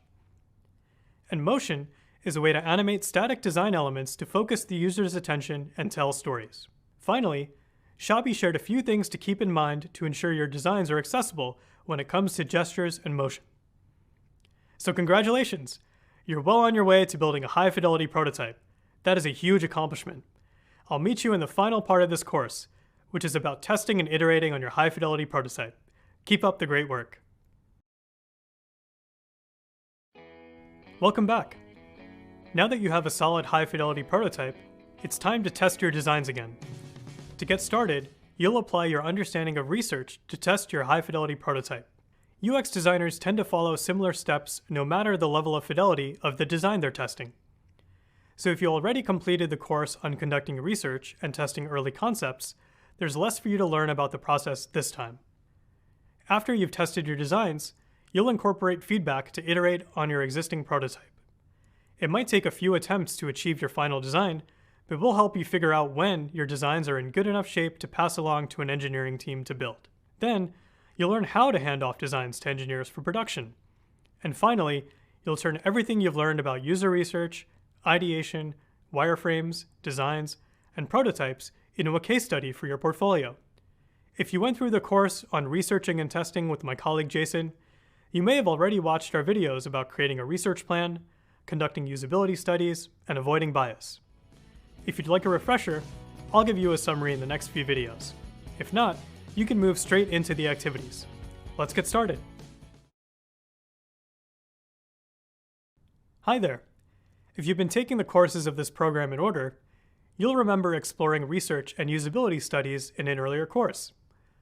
Since it's been a while, I thought it might be helpful to go through a quick summary of how to write a UX research plan before you start your next usability study. If this is the first course of the program that you've taken, you might want to go back and review the videos and complete the activities on conducting a usability study before you move forward. Or even if you just want a little refresher, all the videos that will be most helpful to you are linked in the course reading. Okay, let's get to it. We're ready to review the first step in a UX research study, planning the study. As a reminder, a research plan is a step-by-step examination of a group of users and their needs. A UX research plan is made up of 7 elements: the project background, the research goals, the detailed research questions, the key performance indicators or KPIs, the methodology, the participants, and the script for the questions you'll ask study participants. Let's break those down. The project background summarizes the situation that led to the need for this research. It's basically a brief explanation about why you're doing the research, which you can give to anyone who asks. Your goal when creating the project background is to try and answer the question, what led you to conduct this research? Next, the research goals lay out what you're trying to solve with this design or what you'd like the outcomes of the research to be. The goals of your research will differ from project to project. They'll fit into one of 3 categories depending on when during the product lifecycle you conduct the research. Your research goals should answer the question, how will the results of the research impact our design decisions? After that, you'll write detailed research questions for your project. These are the questions you plan to answer during the study. The research questions should be actionable and specific, and you should avoid leading questions. But keep in mind that these should not be the literal questions you plan to ask study participants. Instead, the goal is to figure out what questions you need the study to answer. Next, determine your key performance indicators, or KPIs, which are the critical measures of progress toward an end goal. In a UX research study, you might consider KPIs like the amount of time a user spends on a task, users' use of navigation functionality versus search functionality, user error rates, drop-off rates, and conversion rates, and the system usability scale. That's a questionnaire to measure the usability of your designs. When determining KPIs for your research study, consider the question, what would indicate that we're making progress toward our ultimate goal? Next up is the methodology, where you'll outline the steps you plan to take to conduct your research, including how you'll collect and analyze data.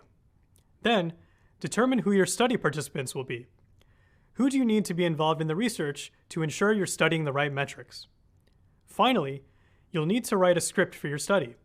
This is also known as the discussion guide. You'll need to determine what questions you want to ask participants during your research. And there you have it, the 7 elements of a UX research plan. Hopefully that brief overview refreshed your memory on how to plan a UX research study. If you need more guidance, check out the course readings and revisit the videos from the earlier course. Let's keep going. I'm back for another quick summary. Earlier, we explored how to plan a study, which is the first of 4 steps in the UX research study process. Now it's time to review the second step, conducting research. As a reminder, if you'd like a more in-depth introduction to these concepts, check out the course readings to find the original videos on conducting a usability study. Okay, let's get started. A usability study is a research method that assesses how easy it is for participants to complete core tasks in a product. During a usability study, researchers observe the participants to understand how they interact with the prototype of the product and complete tasks. Then, UX designers use the insights from the study to make improvements to their designs. There are 2 types of usability studies, moderated and unmoderated. In moderated usability studies, a person guides participants through the study in real time. The person who guides participants through the study is known as the moderator. The moderator's goal is to assign participants different tasks to complete within the product and watch participants interact with the product. Plus, they collect their feedback along the way. Moderated studies allow the moderator to ask specific questions, follow up in real time, and build a rapport with participants. On the other hand, in unmoderated usability studies, the participants test out the prototypes without a moderator present. Usually, the study is recorded on video, and the UX team reviews the video footage after the study. Since participants complete tasks on their own time and in their own space, it can be easier to get accurate feedback. Plus, they might feel more comfortable being honest when there isn't a moderator in the room. In this program, we've already conducted a usability study on our low-fidelity prototypes. Coming up, we'll do another usability study on our high-fidelity prototypes. So why conduct multiple usability studies? Because your product looks and functions differently at every stage. You can conduct as many usability studies as you need to make changes to your design and improve the user experience. And you can conduct usability studies at any point in the design process. Keep in mind that the later in the process you conduct a usability study, the more expensive it is to make changes because your design is farther along in the design process and more complex. One more thing. Determining the size of your study depends on the project, but around 5 participants is a good start. It's a large enough sample size to gather real data, but it's not so large that the study costs a lot of money or takes a long time. If you'd like to watch a usability study in action, check out the videos from the earlier course that are linked in the reading for this lesson. And that's it for the second step of a UX research study, conducting the research. It's time to review the next step, synthesize the research results. Let's go. Welcome back. We're making our way through the steps in a UX research study. So far, we've covered the first 2 steps, plan the study and conduct the research. Now, it's time to move to step 3 of a UX research study, analyze and synthesize the data you gathered during your usability study. Let's start our review. Now that you've carefully planned your UX research study and conducted the research with participants, you're ready to turn your observations from the research into actionable insights. Remember, an insight is an observation that helps you understand the user or their needs from a new perspective. Insights help explain what data means and what to do with it. In just 4 steps, we can turn the observations from our research into actionable insights. First, we gather all of the data from our usability study in one place. This includes every note and scribble you and the other observers took during the study. Second, we organize the data. How you organize it is up to you. 2 methods we explored were affinity diagramming and spreadsheet note-taking. Whatever method you choose, be consistent throughout the study. Third, we find themes in the data. One of the key goals of user research is to identify themes, or patterns, that are common across participants. Once you recognize the themes, it's easier to turn the feedback into something actionable. And finally, we create a list of insights based on the themes. Strong insights are grounded in real data and answer the research questions that were laid out in your plan. Insights should be easy to understand and increase empathy for the user experience. And the best insights inspire direct action and help the design team improve the product. Now that you have a list of insights from your usability study, you're ready to make improvements to your design. That's what we'll cover in the next video, iterating on your high-fidelity designs. Meet you there. Now that we've built our high-fidelity prototype and conducted another usability study, I'll show you how to make updates to your designs in Figma based on feedback from participants. Although iterating on a prototype is a possibility and reality for many teams, it's time and cost intensive. So as UX designers, we try to fix problems in our static mockups instead. In this video, I'll demonstrate how to make changes to mockups and the prototype using the Dog Walker app as an example. Our latest usability study had participants review the high-fidelity prototype of our Dog Walker app, and a couple of insights were uncovered about the usability of the app. I've chosen to address 2 of those insights, as they are critical to improving the user experience. The first insight that came out of our research was that participants were unable to easily select a date from a calendar. The second insight was that participants did not know the price per dog walker until the end of the scheduling flow. Okay, it's time to start making updates to my mockups in Figma. Let me pull them up on my computer now. I'll start by updating the date selection screen. Remember back when we did the first usability study? Users said that the open field to type the date and time was too difficult to use. To fix that problem, I added a new date picker in the form of a scrolling wheel. In the latest usability study on the high-fidelity prototype, users still weren't happy with the scheduling functionality. They found the wheel easier to use, but when they wanted to schedule far in the future, they were only given the month and date to choose from. There was no day option. So if a participant only wanted to schedule a dog walker on Mondays, they had to open a separate calendar to find the date that corresponds to each day of the week. To make the scheduling more user-friendly, I can add a calendar pop-up to the scheduling page instead. That way, when users choose a day for their dog to be walked, they can get all the information they need at the same time. So how do I make this happen in Figma? First, I'll make a copy of the scheduling pages to act as our new version. I'm going to place them below the current version so I can easily keep track of where they go in the user flow. In the screen on the left, which is screen 2 of the user flow, I'm going to remove the wheel with the day, time, and duration options. I'll replace that wheel with drop-down menus. I'm going to use a drop-down here so when the user taps the day field, a calendar pops up. I'm going to go back to my sticker sheet and copy the drop-down with less rounded corners for this. I created these earlier, but building them is fairly simple. There's a rectangle with a rounded edge, a text label, and a down arrow icon to indicate movement. The down arrow icon came from the material design library. Then, I'll paste the dropdown over here on my new screen, where I deleted the wheel. I need to update the text to say day. I also need to increase the width of the dropdown to fill most of the width of the screen.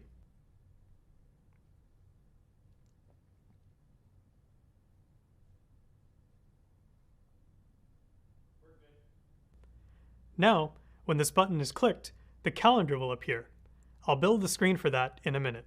I also need to create menus for the time and duration, so I'll make 2 more copies of this menu component. These time and duration dropdowns will be side by side and will each take up half of the width of the day dropdown.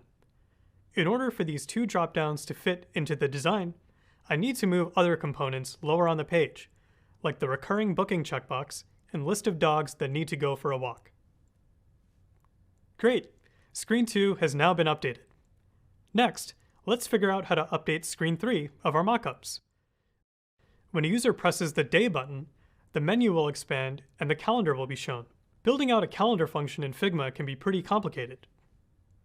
To create a calendar from scratch, I would need to draw the shapes, add all the numbers, and label the months and days for every month of the year.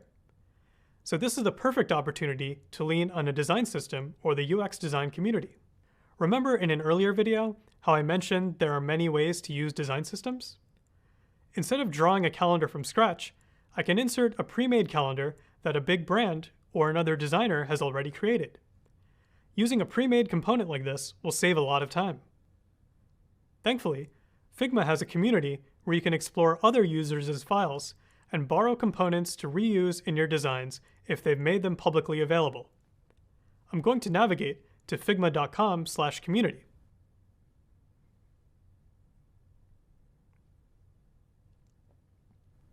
I made it. Now, I'll search for calendar templates.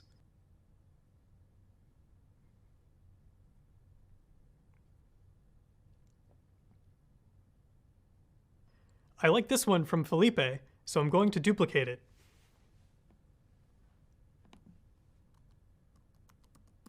I'll paste the calendar from Felipe into the new screen, where the wheel was.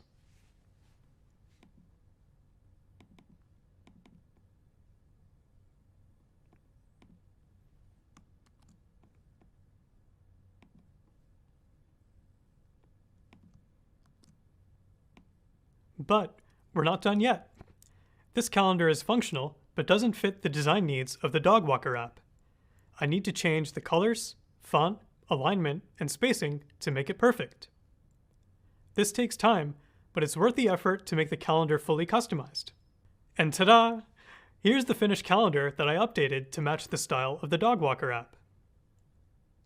Next, I need to move the other drop-downs underneath.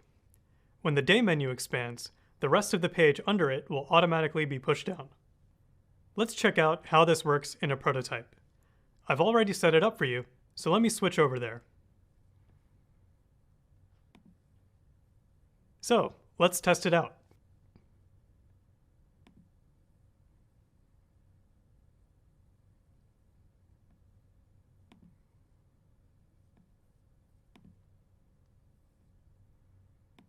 Perfect. It's working as intended. Okay, I've addressed the first insight that came out of the usability study. Participants were unable to easily select a date from a calendar. The Dog Walker app now has a full calendar that users can select a date from. It's time to update my designs based on the second insight that came out of our research. Participants did not know the price per dog walker until the end of the scheduling flow. I'll start by making this update on the homepage of the app. Like I did earlier, I'm going to make a copy of the homepage for this new iteration. Then, I'll add prices. I'm going to add the price that each dog walker charges to the line of information with the star rating and distance, since these all seem like equally important pieces of information for comparing dog walkers. To do this, I'll highlight the distance text and icon and copy and paste. Then, I'll drag my new text box and icon to the right until the spacing is even between the star rating, distance, and price. We already determined the price for Sarah to walk a dog for 30 minutes is $10, so we should assume her hourly rate is twice that, or $20. I'll update the text box here. Now I need an icon. The easiest way to find icons is to use an existing design library like Material, then edit it to fit the style of your designs. So that's what I'll do now. I'll find a dollar icon from Material and paste it.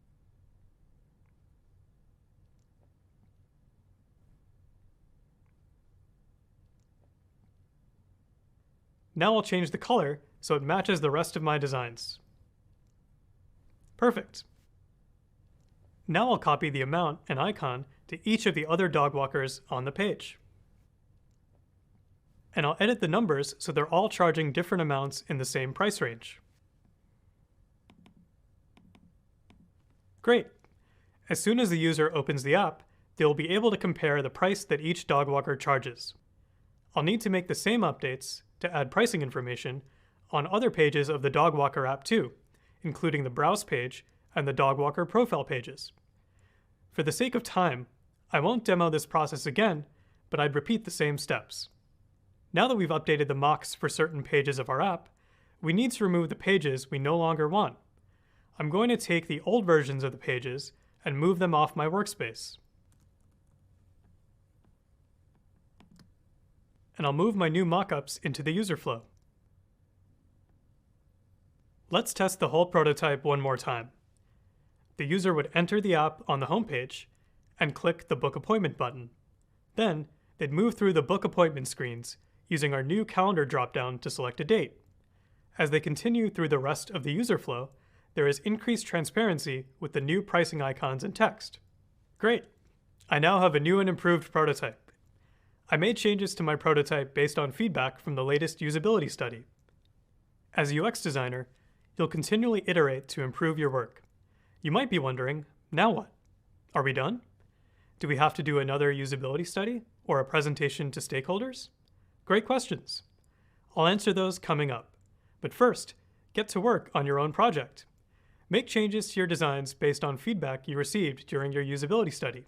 Catch you later. Once you've built your prototype, tested your design, asked for a critique, implemented feedback, and iterated on your prototype, you might be wondering, how do I know when my design is actually finished? At some point, you'll have to stop making changes to your design and send it on to the engineering team to build. But finalizing your designs is a big decision. How do you know when you're ready? In this video, you'll learn when it's time to stop iterating on your designs and hand off your work for production. You might be tempted to call the iteration complete when your team runs out of certain resources, like time or money. Although resources are important to consider, time and money shouldn't be the deciding factor when it comes to making your designs the best they can be. There are 3 questions you can consider to determine if your designs are final. Ask yourself, are the designs a true representation of the intended user experience? Have placeholder text, icons, and imagery been replaced with finalized assets?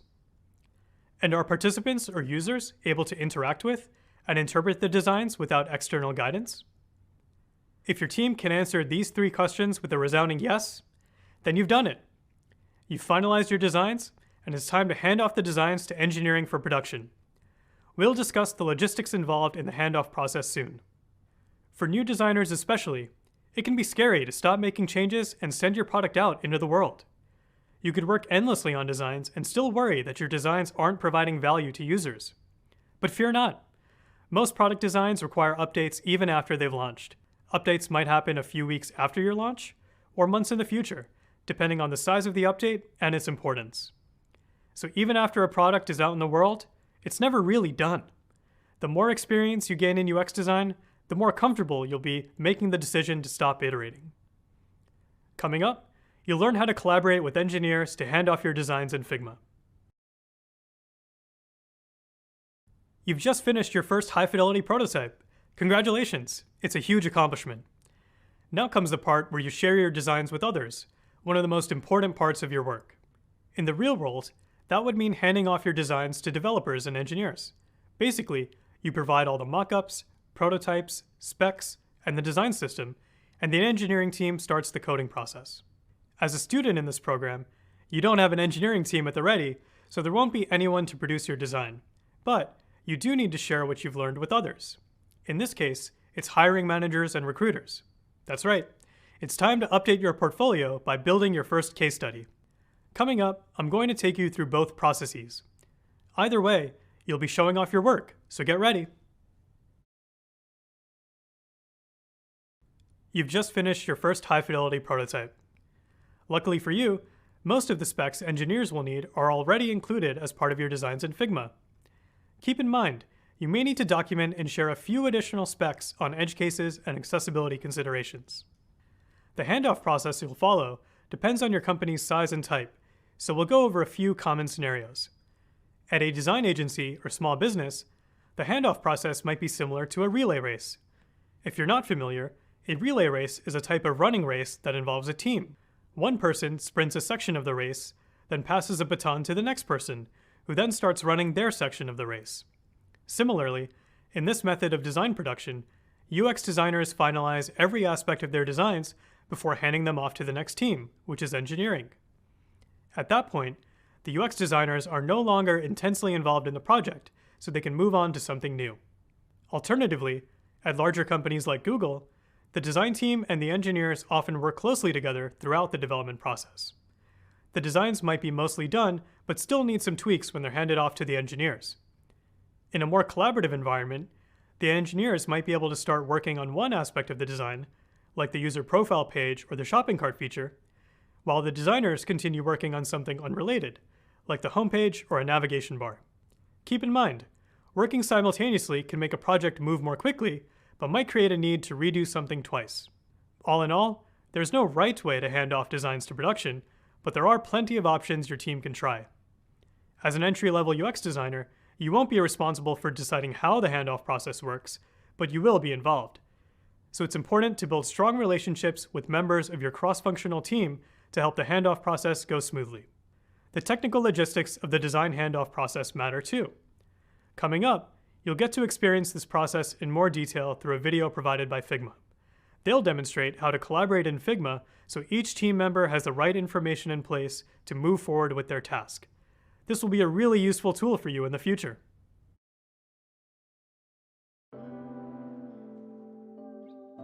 Design is a collaborative process that involves stakeholders and collaborators across your company. PMs can use Figma for brainstorming or to give feedback through comments. Writers can leave suggestions for copy or edit it directly. Researchers and designers can share and test prototypes. And developers can inspect properties, copy code, and export assets. In this Figma for Beginners series, we've demystified this process by following the evolution of a mobile app from initial wireframes to an interactive prototype.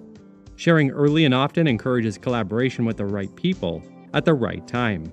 There are a few things we can do to set up our files and make this a seamless process. With the growing popularity of open design, members of your team might view and contribute to files at any point in time. To help orient people to our files, we can create custom thumbnails. This frame has the thumbnail dimensions of 1920 by 960. Anything within the 1600 pixel safe area in the center of our frame is always visible in the file browser. We can include information like the current status of a file, an image or illustration of the file's contents, information about our team, and hyperlinks to pages, frames, or external documentation like specifications and requirements. Right-click on the frame and choose Set as Thumbnail.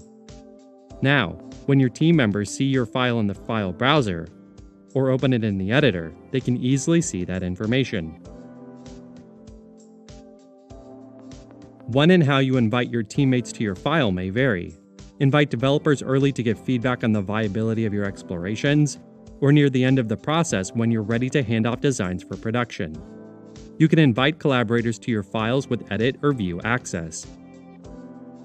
Viewers can still comment on files and prototypes and export static assets. They're also free. You can even embed files and prototypes in other websites, like your product management tools or design system documentation. To find out more, visit the Figma Help Center and search Embed. If you join the file as a viewer, Figma will look a little different. The simplified toolbar gives us access to the Move tool to select layers, the Comment tool to leave comments, and the Hand tool to pan around the canvas. Viewers can also access Presentation View to preview frames and interact with prototypes, as well as other settings like toggling layout grids, rulers, or pixel preview.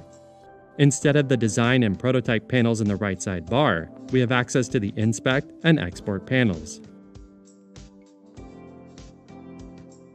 When we select objects on the canvas, the Inspect tab displays the names of the selected layer, read-only properties, and code snippets for that object. Click Copy next to a property to add code snippets to your clipboard. If a component is using styles, Figma will display the style name in the corresponding field. This is useful if you want to use semantic naming that matches your production code. If you've added descriptions to your component or links to documentation, you can see them in the Inspect panel when you select an instance. Viewers can also export assets. As a developer, we want to export these icons for development. We can select the icon, go to the Export tab, and click the plus icon to add a new export setting. Figma will create a default export setting of 1x PNG. Your designs aren't set to a specific resolution. You can change the size of the export using the multiplier. If you want to export assets at multiple resolutions, you can add another export setting. You can also change the export format. Figma supports exports in PNG, PDF, JPEG, and SVG. We'll change this to SVG and click Export to download a copy of this icon. If you want to share files with viewers, but prevent them from copying frames from the canvas or using Figma's export function, you can disable the setting in the Share modal. To learn more, search Exports in the Figma Help Center. Congratulations! You reached the end of the Figma for Beginners tutorial series. We've covered a lot of topics during this video series, and there's no shortage of features to explore. The best way to improve at using Figma is to get in there and play. For more inspiration of how others are using Figma, check out the Figma community. If you get stuck, click the question mark in the bottom right corner of Figma to access our Help Center and video tutorials.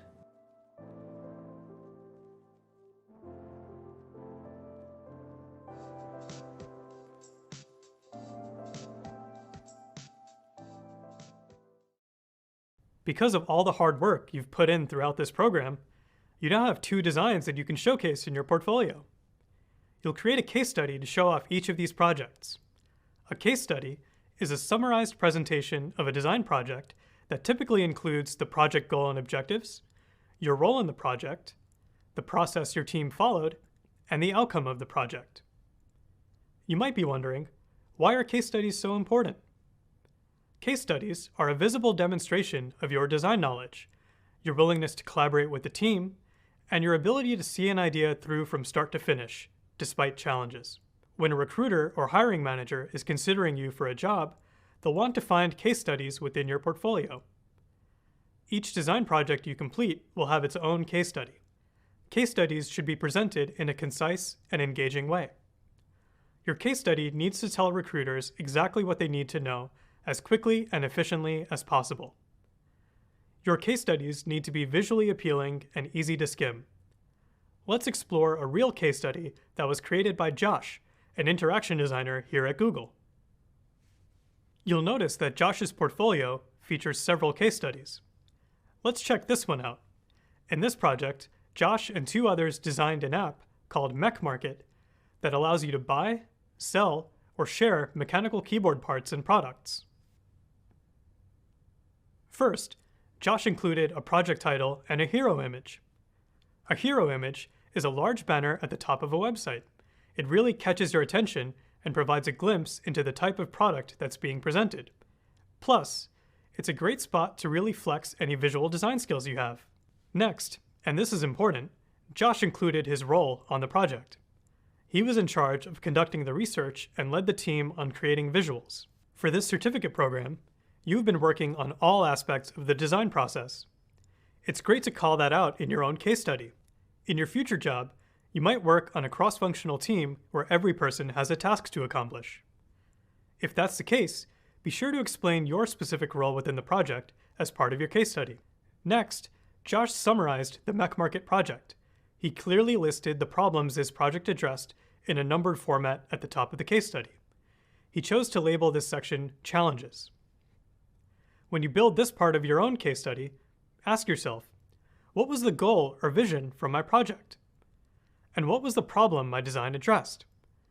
Placing the list of user problems that your design addressed at the start of your case study gives the reader more context. Then, Josh described all of the research he conducted. Pro tip, you can't include all the details of your research in a case study. The goal is to display key insights from your research activities, instead of presenting the artifacts like a checklist you completed. As a hiring manager, it's more important for me to know that you gained insights from your research than it is to show you can make an affinity diagram. So let's check out what Josh did to describe his research. Josh starts by listing the research questions his project explored. Next, Josh included some information about the research he conducted, like a photo of his affinity diagram and insights from that research activity. He also included a few personas, which he named Jake, Blair, and Wayne. The final piece of research that Josh included was a summary of the findings from his competitive analysis. Next, Josh included a simple overview of the app's information architecture. Okay, you might be noticing that Josh's case study follows the order of the design process that we've also followed in this certificate program. He started with research, which helped him empathize with users and define the problem, which are the first two steps of the design process. Now, he transitions to the third and fourth steps of the design process, ideate and prototype. Check this out. Here, Josh included a photograph of some of his paper wireframes. Remember, you don't want to overwhelm readers by showing a bunch of messy sketches and wireframes.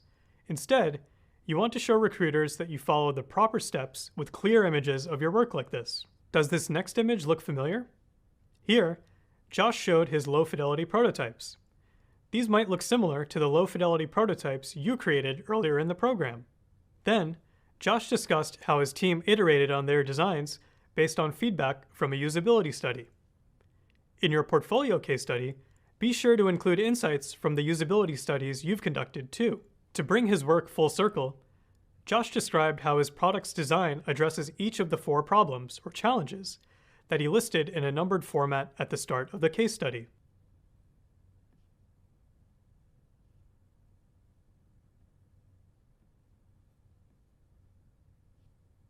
After that, Josh included his style guide, which we've called the sticker sheet. You just created a sticker sheet in this course, so you can now see where that fits into the case study. Josh included images of his final designs, like these. Notice that he has a carousel to show multiple images of the designs. In your case studies, you can include images of your final mockups or GIFs of your final prototypes for the projects you're creating as part of the certificate program. Last but not least, Josh added a short written description about his key takeaways from the project. This is a great way for you to wrap up your case studies as well. When you do design projects with real clients, you might also include data like the number of downloads or signups your app has in the takeaways section. Make sure you describe all that you've learned during the design process. You want to show that you can reflect on your work and analyze it critically. Maybe something surprised you about where the project ended up, or you have a list of things you do differently next time. These are all valuable insights to share. One more pro tip. If you want to share lots of details about your project, you can use a button that links to another resource, like a slide deck, PDF, or another page on the website. In Josh's case study, he links to his project's process deck at the top and bottom of the case study. The main thing to keep in mind when creating your case study is that you want to tell a cohesive story. One way to tell a story is to follow the 5 steps of the design process. Overall, the goal of your case study is to tell the story of how you improved the user's experience through your design. When you have a strong draft of a case study in your portfolio, share it with a few friends and family members, or in an online UX design community to get feedback. Think of this as a crit session for your portfolio. And that's it. You know what a case study in a UX design portfolio needs to include. Now it's your turn to add case studies to your portfolio to showcase your work. Have fun! Hi there. Let's do a quick review of everything you've accomplished in this part of the course. To start, you conducted a usability study on your high-fidelity prototype to get real feedback. Then, you iterated on your designs one last time to address the insights from the usability study. You learned a few tips for how to know when you're done with the design process. And lastly, you learned how to hand off designs to engineers for production. You've learned valuable job preparation skills too, including how to showcase your work in a case study. You're almost done with this entire course. One more assessment left. Good luck!